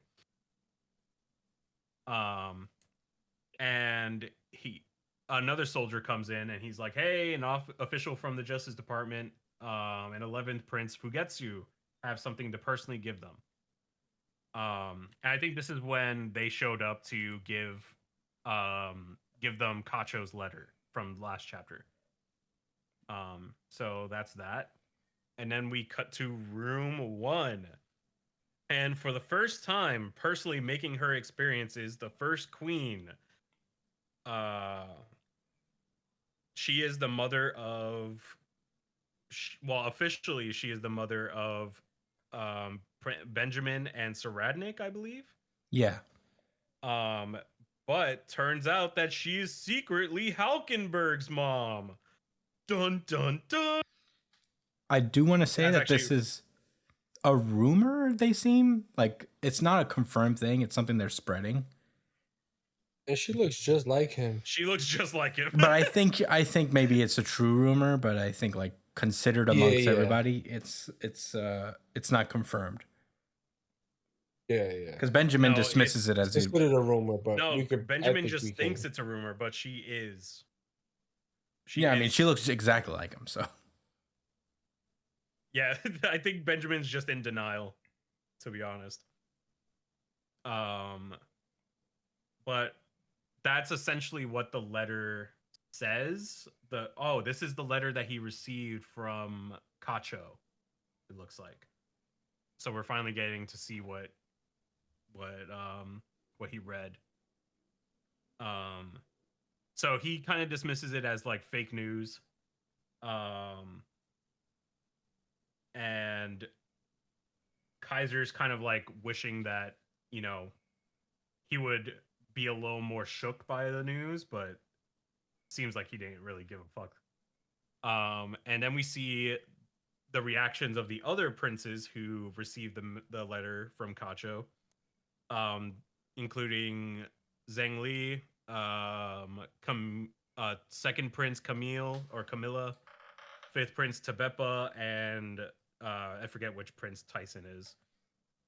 Tyson's the 5th. No. Tobepa's the 5th. Maybe she's 6th or 7th. 6th, No, I no. think. No, because Lazarus Lazarus is 7th. So she's either 8th or no. She's 6th. Yeah. Okay, I'll take that. Anyway, it doesn't really matter. In a sense, yes, it does not matter the order.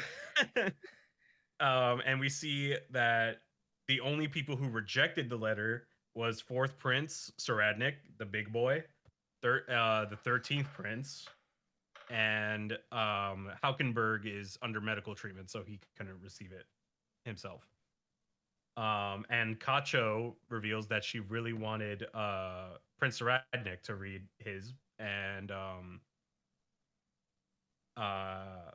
she's wondering if he declined, and she says that he tells her that he just flat out, told him to throw it out.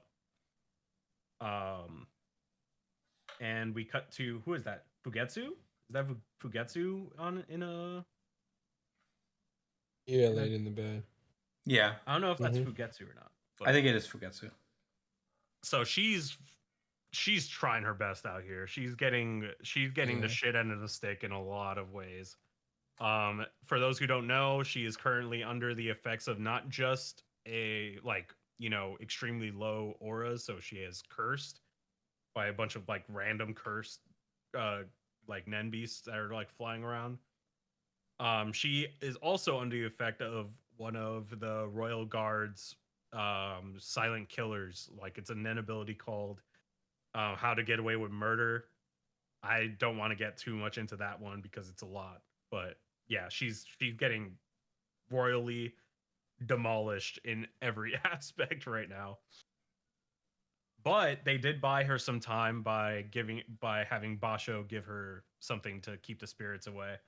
So she's out here trying her best, and they are planning to carry out their mission to kill Prince Lucerus tomorrow night.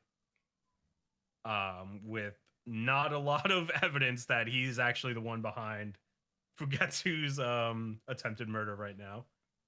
Yeah, they're doing a Um, lot.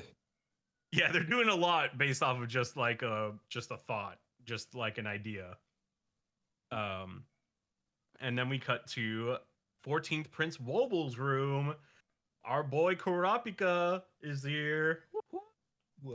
And he is drowning. Urapi. He is drowning in an indescribable emptiness. And they're kind of just chilling. They're talking about what's going on, and he asked for permission from to do something from Queen Oito, because she's a queen, so she has some fucking power. And then we cut back to the third prince's room, and they're kind of bogged about these fucking coins. They don't know what the fuck is going on with these fucking coins. And he's kind of just like, hey, yeah, I guess I make a coin a day, and every 10 days the value of the coin goes up. What the fuck is going on? I need Kurapika. And he tells them to go call for Kurapika. And then we cut to Kaiser again, rolling around with Steiner. If you don't know who Steiner is, he's one of the most important people in this entire ship if they're actually going to go to the Dark Continent, because he's kind of like the guy in charge of the expedition. He's read The Journey to the West, which is the book based off of like the journey, like the travels within the Dark Continent. So Son he's of very Wukong. knowledgeable. He's very important. And he's kind of just been sticking alongside Kaiser to make sure that he doesn't die. And they're kind of talking about what's going on with Halkenberg, and they're talking about what's going on with Cacho. It's a whole thing. And they're under the assumption that Halkenberg is going to die soon. Which would be another prince that's about to drop off, and that shocks Kaiser, as you can see with his very expressive face. TLDR, he does not have an expressive face. And then we cut back to the first Prince Benjamin's room, and he gets a call from Might saying that the mission's been complete.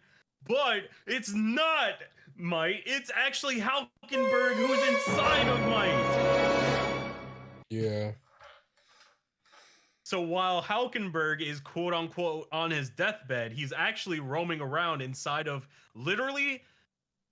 This is probably the worst person to be compromised for Prince Benjamin, because Might is a huge part of Prince Benjamin's fucking decision making. This guy is basically the brains of the operation. He's the one who gets everything afloat. So for him to be possessed right now, especially with a deadly weapon in his fucking shoes, he could really roll up in here and just kill everybody in this room, including the first prince. So this guy getting possessed by Halkenberg is really bad news for the first prince. One question I had: Does Halkenberg have this guy's memories? Does he know he has a weapon in his shoe like that? I'm not sure. Like I don't really know like the full extent to this, but I have to assume that he knows, because there's a trigger for it. That would be crazy if he sees it. Yeah, so he could legit just walk in there, kill all of them, and then return back to his body after Might's dead, after Might's body dies. And we see in Halkenberg's room, all of his followers are around him, and Kaiser pulls up. I wonder what he's there for. And we cut back to to Prince Wobble's room, and Kurapika's plan is essentially to go public with the letter. I think Kacho's letter, right? Mm-hmm.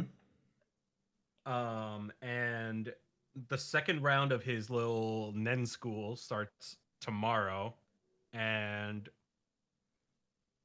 there will be an attendance.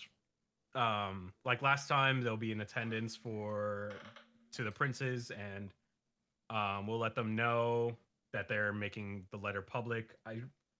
What is his letter? What did the Cacho letter say again? I forget. Wasn't that the one that reveals that Halkenberg is the son of the first queen? Oh. Okay, well, yeah, that's gonna happen, and yeah, I guess that's what's gonna happen. And the chapter ends with Kurapika and Queen Oito showing up at the third prince's room, and that is it. I hope I did a better job. You did a great job. You're doing a great job with Hunter x Hunter in There's general. just so much Yeah, shit to solid. break down in every chapter.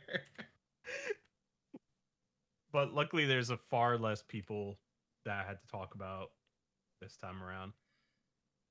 So yeah, that was Hunter x Hunter. Josh, what were your thoughts?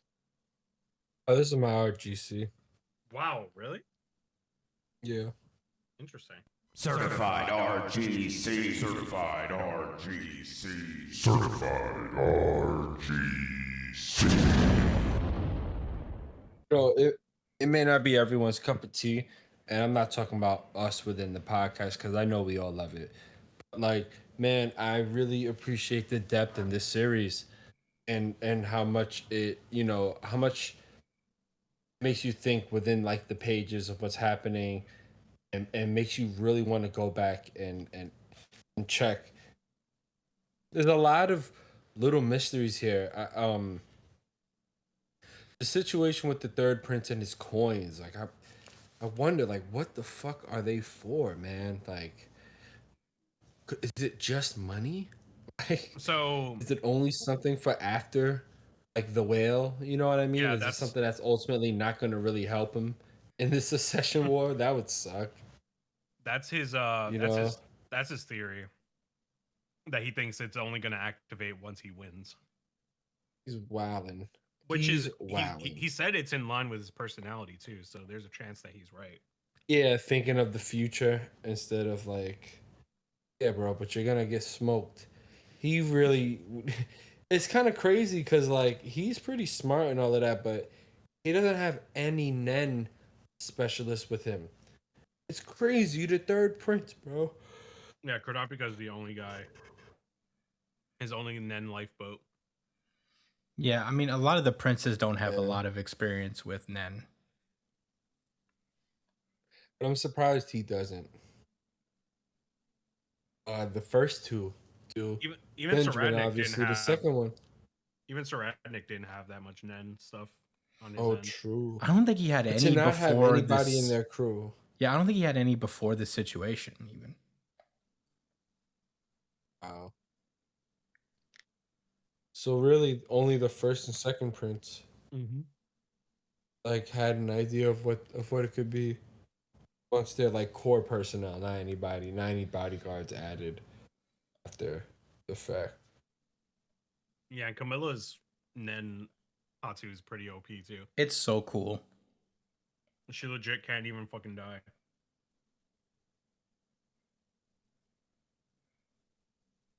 Yeah, it's berserk. She wakes up in the body of one of her subordinates or something, right? Like, No, if she dies, a Nen cat appears, kills the person, and gives her that person's remaining lifespan or something like that. holy shit. So it resurrects her. She gets like a 1-up after she dies. Yeah, she's Wow. one of the very few people who have postmortem Nen. Mm. I think it's her.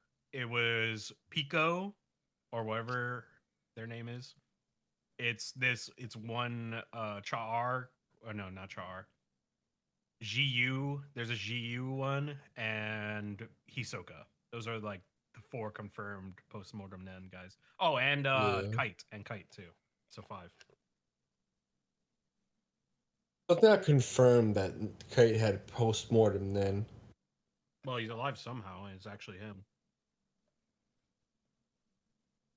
Maybe his personality was just that strong. Maybe. That like that guy that's somewhere out there in the world, the NGL dude. Geo? Anyway. Yeah. Gyro? Gyro. Gyro. Yeah, gyro. Gyro. Lamb gyro. So, but yeah, that's why this was my. It just, I think I was getting back into enjoying Hunter x Hunter. It's been a long time, but with this chapter, I got it to inform. I got my gears turning. I think the moment for me that solidified it being my favorite chapter was seeing that actually was Hawkenberg inside of the dude, because it's just so cool because Benjamin is already planning, like, yeah, all right, like, I'm just gonna assume that he's been captured anyway, especially if he don't do what he's supposed to do. So it's not like anyone's being completely suckered here. So it's really interesting what Hawkenberg's plan is. I think he's kind of firing off the hip though, because he's still learning his ability. But he's been aggressive, yo. Yeah. Um, if there's any reason, he's one of the reasons why I want to go back and read the Secession arc, because there was a lot of developments with him. I know he didn't want to do the Secession battle. He was really upset with his dad. Obviously, like, he thinks it's crazy to have to kill his own siblings. He even tried to in kill order- like the Cocking King too. Oh, what happened? It didn't work. He shot him and it didn't work, and then he tried to shoot himself, but his Nen beast didn't let him. Oh shit. So The he's just been spiraling. yeah. Mhm. Wait, so his father's Nen beast got the bullet or something? The weird titty vagina. No, I think it was mouth just because monster? he's a Nen user. So it's like there's certain bullet rounds that just won't penetrate aura, like Nen aura. Must be nice. That's why, like, I wish the hood had order.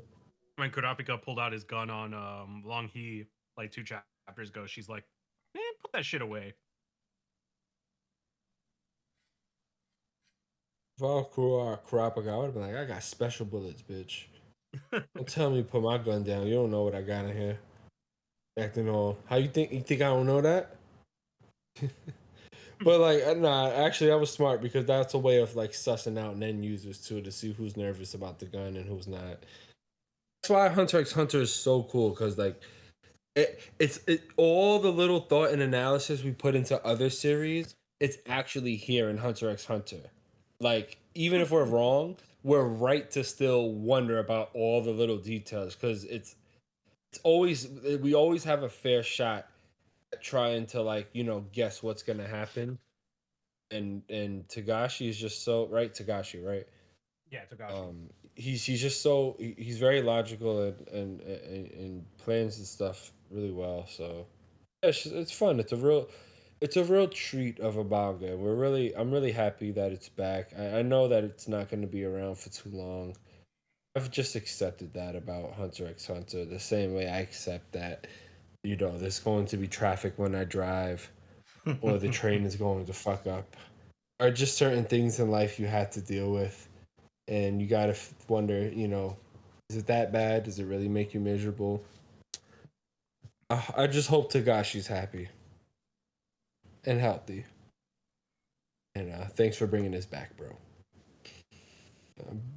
Chris, what are your thoughts? Oh man, I love this series. I've refreshed my memory a little bit more. I want to dig more into the series just because it's been so long and there's a lot of moving parts. But a lot of the time when I read Hunter x Hunter, it makes me want to be like a smarter writer, because there's like legit so many intricate moving pieces and there's so many perspectives, even when it comes to the princes, and they are all coming to this battle from a very unique place with varying degrees of Nen control and various, I guess, intelligence levels and resources and all that stuff. So it's just crazy to see Togashi just balance all of this stuff. Like, he's got to have, that like meme from It's Always Sunny in Philadelphia with the cork board.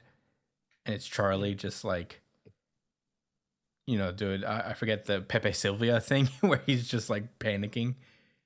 Yeah.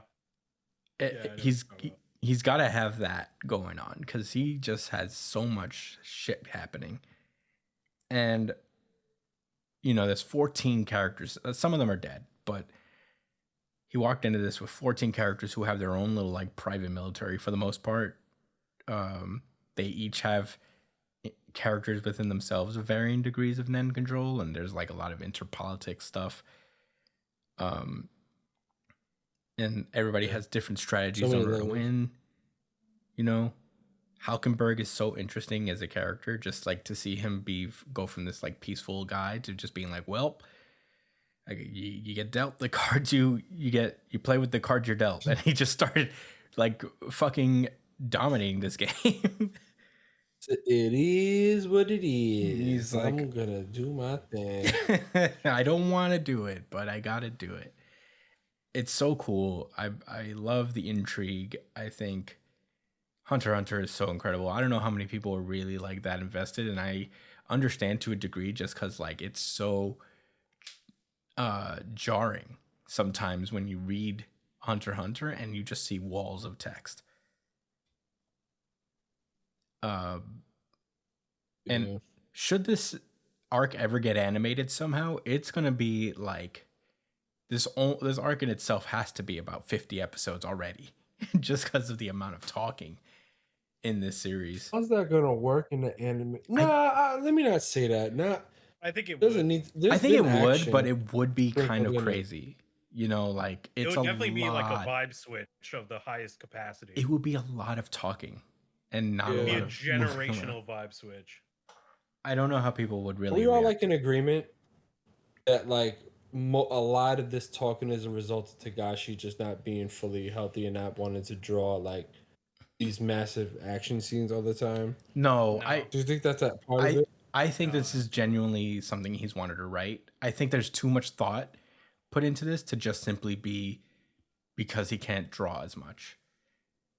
Because drawing's drawing. I Yeah. think like it doesn't take any more or Fair. less effort to draw action than it does even people just standing still, because you still gotta draw like so much.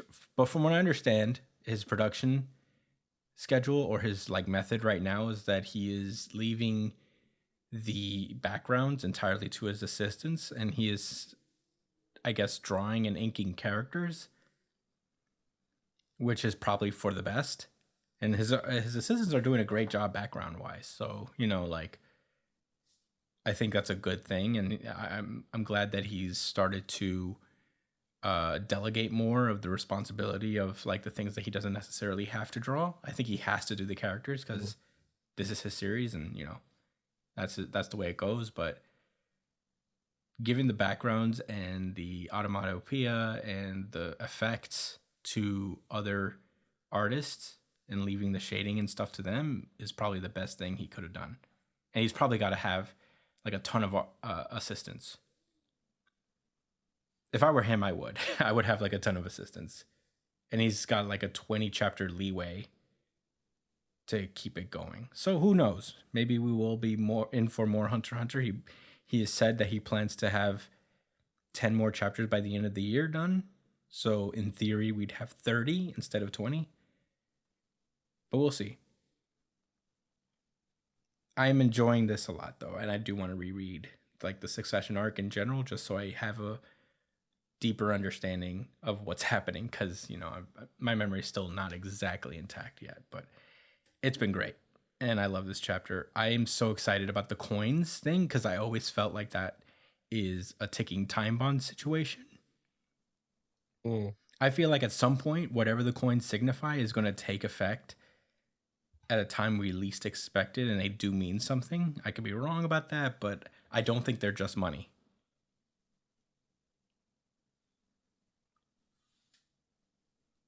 I think the money. There's no way they're just money. I think the coins do something at some point. And all these coins after 10 days are all going to increase in value. So the longer this goes on, there's a chance that this guy just ends up becoming the strongest prince just by virtue. And some people just have coins. I forget who exactly, but he's giving coins to people. So I can't He gave imagine a that, coin to Melody. yeah, I can't imagine that won't lead to something happening. Like the coin activates something in people. I don't know.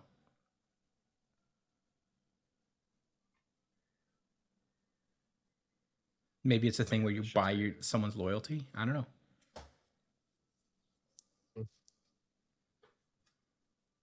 If they accept a coin, they have to provide a service of some sort. That's all I got. There's the number that goes up. It was within after 10 days. There was a 10 mark on it. It has to do something with the passage of days too, and what maybe how much value it actually hold. I don't know. Yeah, it could be anything, bro. That's what's so interesting. Mm-hmm. And maybe we might find out about it tomorrow. Well, not tomorrow, but next week, because Kurapika is on the way, and he is kind of a Nen savant. So Oh yeah. Kurapika. Kurapika is drowning. Okay. Wait. Could you guys explain what happened there? I went on YouTube and watched that moment. But think why was he drowning in? because that was the day he killed reversing Uvogin, and he doesn't really want to kill anybody, but he's got to do it. yeah, that was when the first time he Oh, killed he somebody felt was bad revenge. about it. Yeah. Wow. Like he doesn't love killing, but fuck these guys. But he feels bad about it.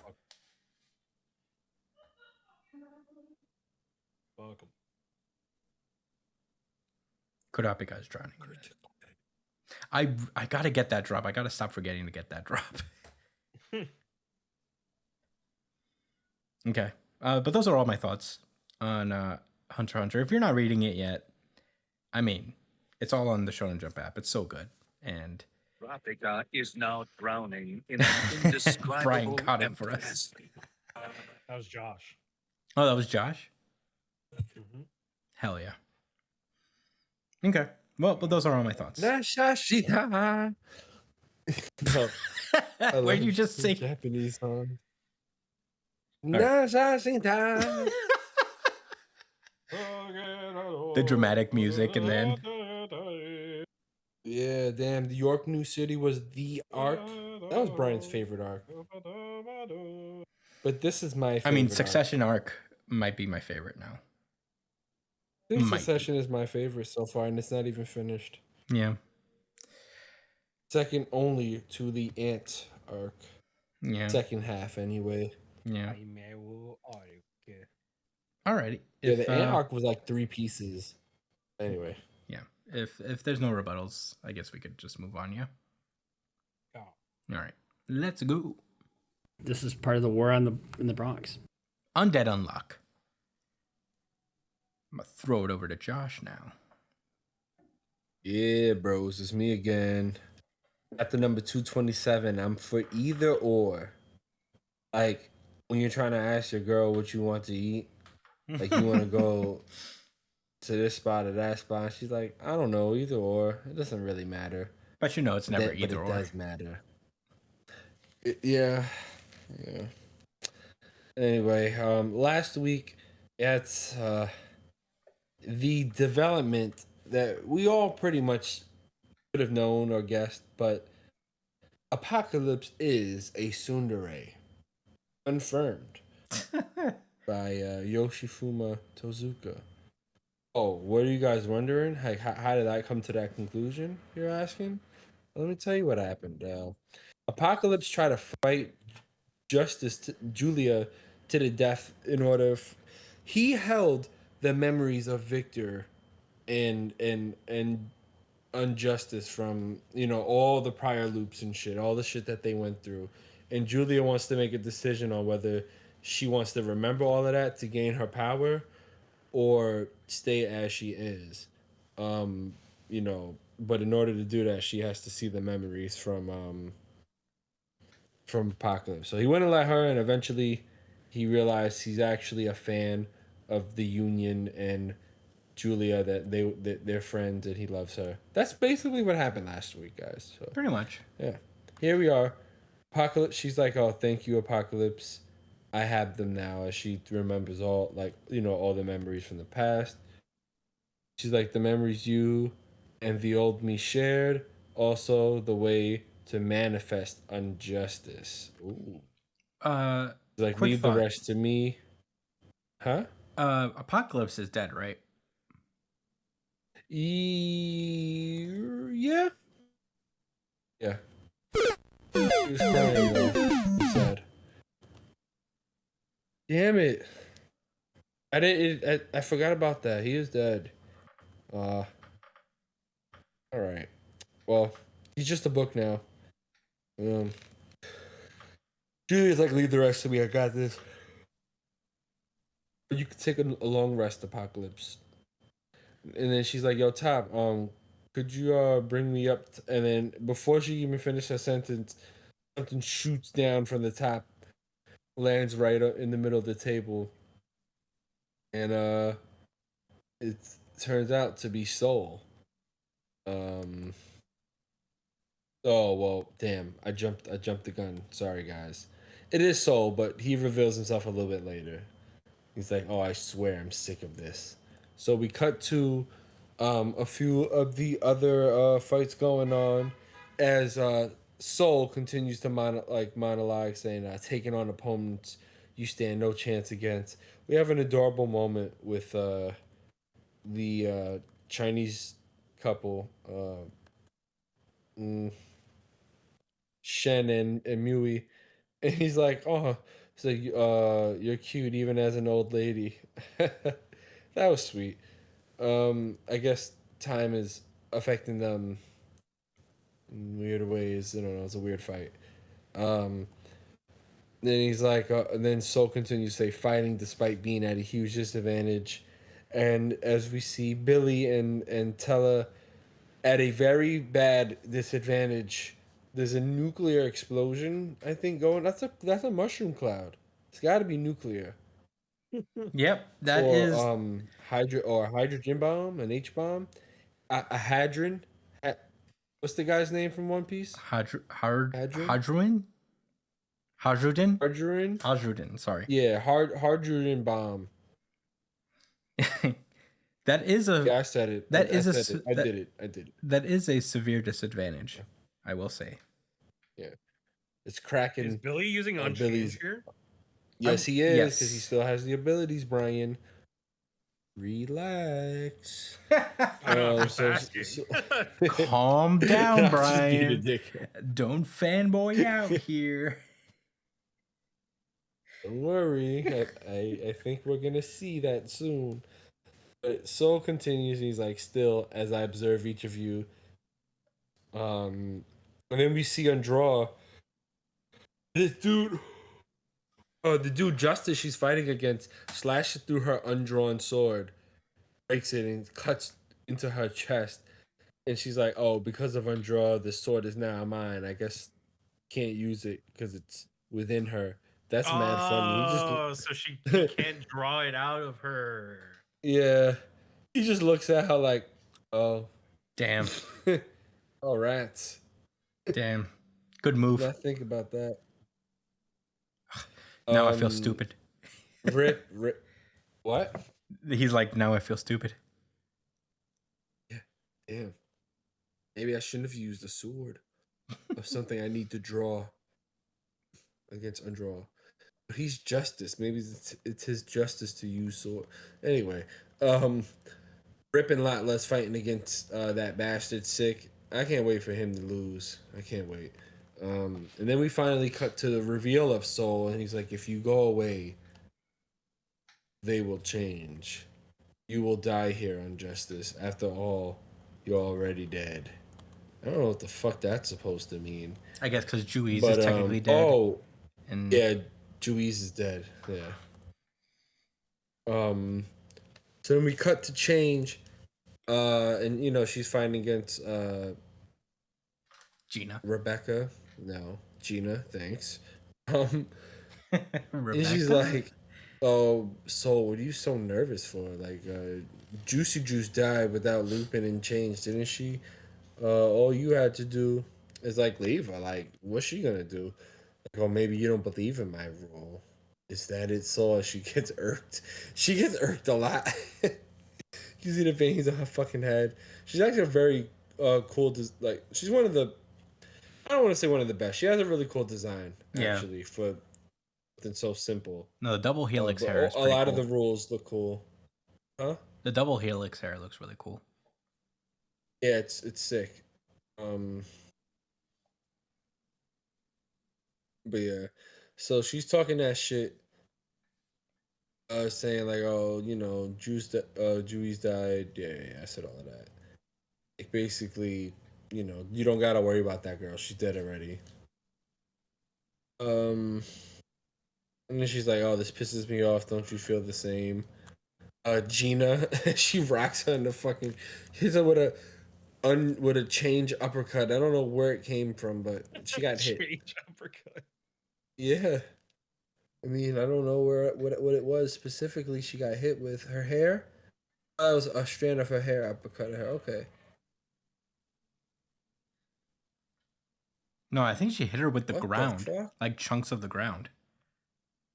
Sorry, I just heard somebody spazzing outside. That's why I stopped talking. Oh, Whatever. I don't hear it no more. I thought it was a dog barking, but it was a person. a human I think being. she's drunk or something.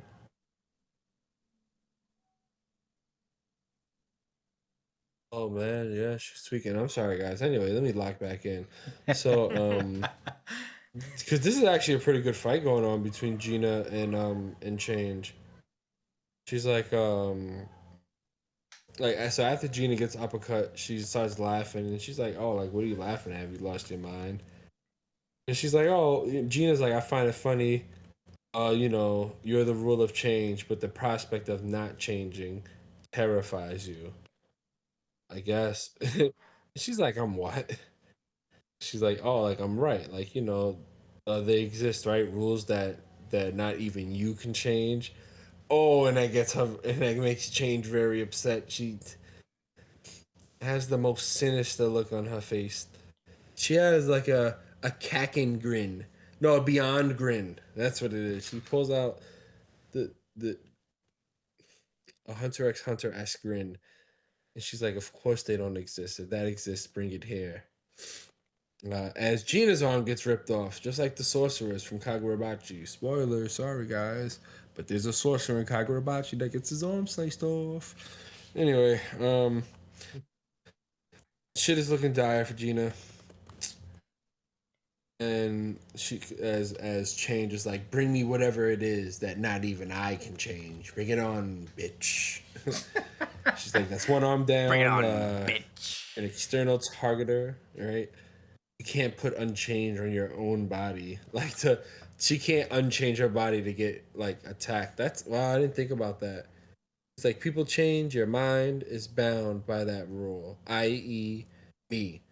And as she's talking all that shit, Gina's hat comes back in and Destructo Disc style cuts her in For half. real, that's what I was thinking of too. Nice. All that change. And she thinks, oh, she sacrificed her left arm to prepare her next move. Yeah. And she's like, yeah, all right, you finally hit me. Oh, and now that, you know, nice damage, quite a change. But she's like, oh, like, you know, I can use the changes you make to my body through attacks into more power because it's more change. And she turns into change phase 3. Oh, there's a phase 3 now. We've seen phase 2. I don't think we've seen phase 3 before, right? I think No, that's new. not with change. No. Well, definitely not with change. I don't think with the other rules either. I don't think they've ever gotten Yeah, we to have. phase We've 3. seen a phase 3 in changes and nine changes in rules. Oh, Usually, okay. like the more monstery ones. I feel like we did that with Cool. spring, where there was 3 phases to spring. Right, because they are Umas at the end of the day. Mm-hmm. And Umas are rules as well, basically. Yeah. Okay, so yeah, she gets her strongest form, and she looks like Carnage. And it's funny because it says change in big letters, but like if you squinted and you believe in your mind, you're looking at the word Carnage, it might appear. You know, you have the C, the A, If you G delude E at the yourself end. enough. Yes, if you give in to the delusions You too can see what I see.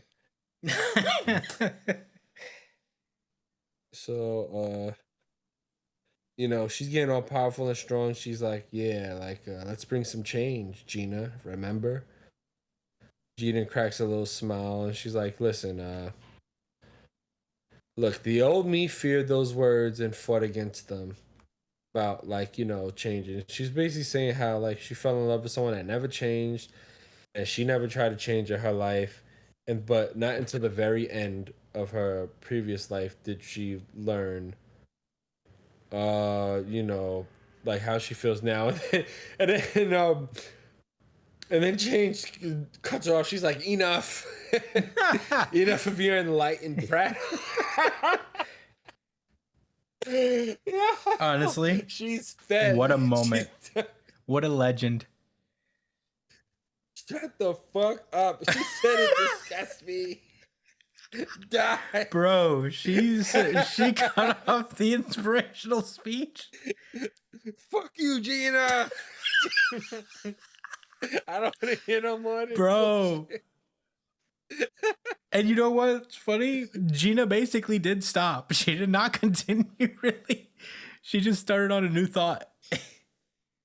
Yeah, she responds. She's like, "Oh, I'm bad." She's like, "You're right. We're in the middle. Universally known. We're in the middle of Mortal Kombat. I should not monologue right now." Okay.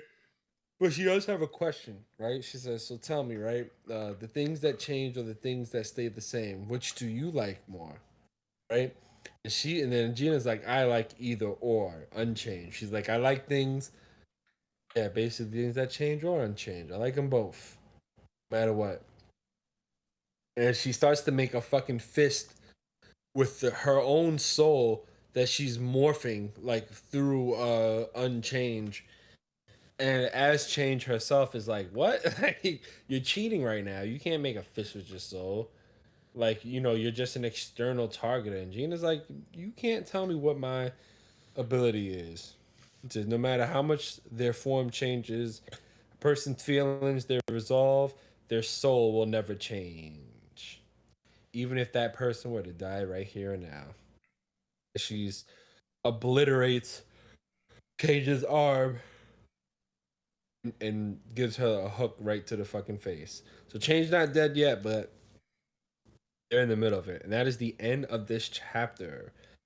Oh, this is my runner-up for RGC. Just want to say it. I really liked Hunter x Hunter though. Just reading that chapter got me so hyped for more Hunter x Hunter. But this was a really good chapter also. It's not the best one of the week. Sorry. Anyway, Brian, what are your thoughts? Because I know you read the series still, right? It's pretty cool to see Gina get the highlight of the chapter.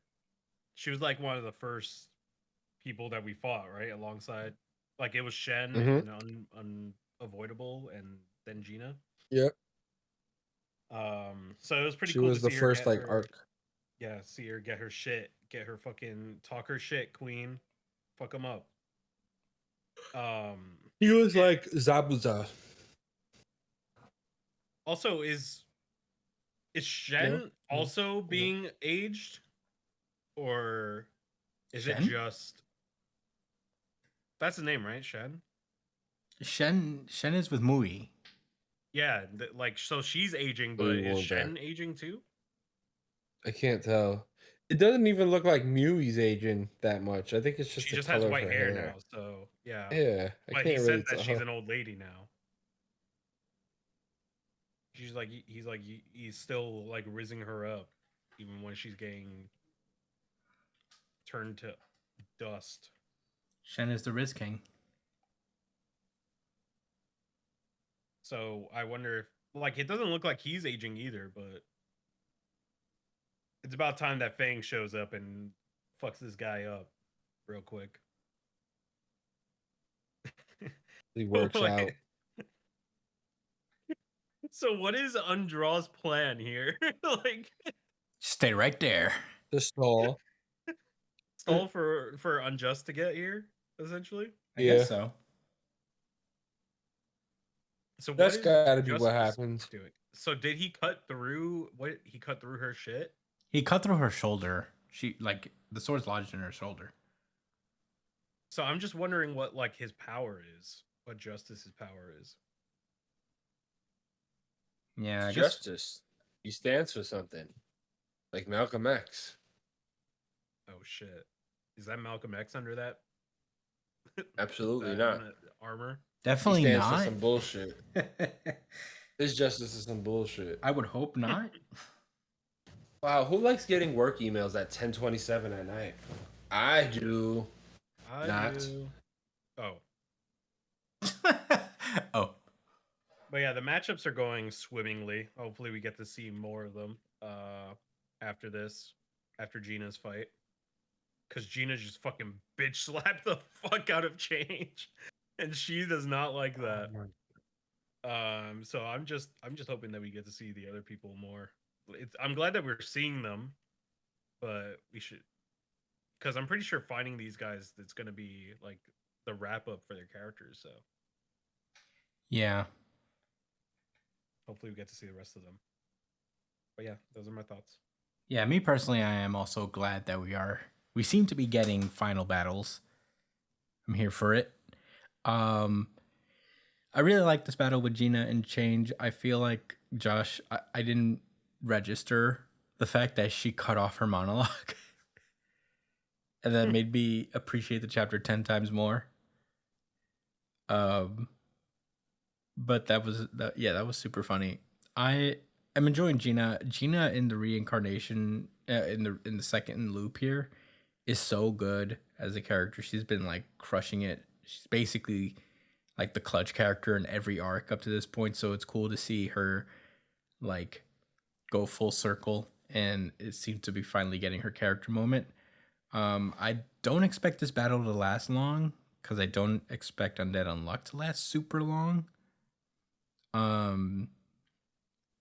But it doesn't have to be. Not every battle has to be like multiple chapters. So if they spend at least the rest of the next chapter on Gina's fight here, I think that would be super cool, and I'm into it.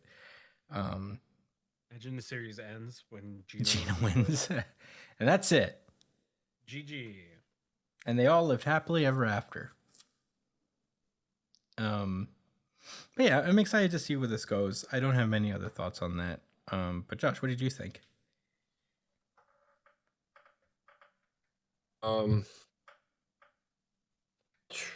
I think we're going to. All right, this chapter actually renewed my hope because of this drawn out fight with Gina and Change. I think we're gonna get.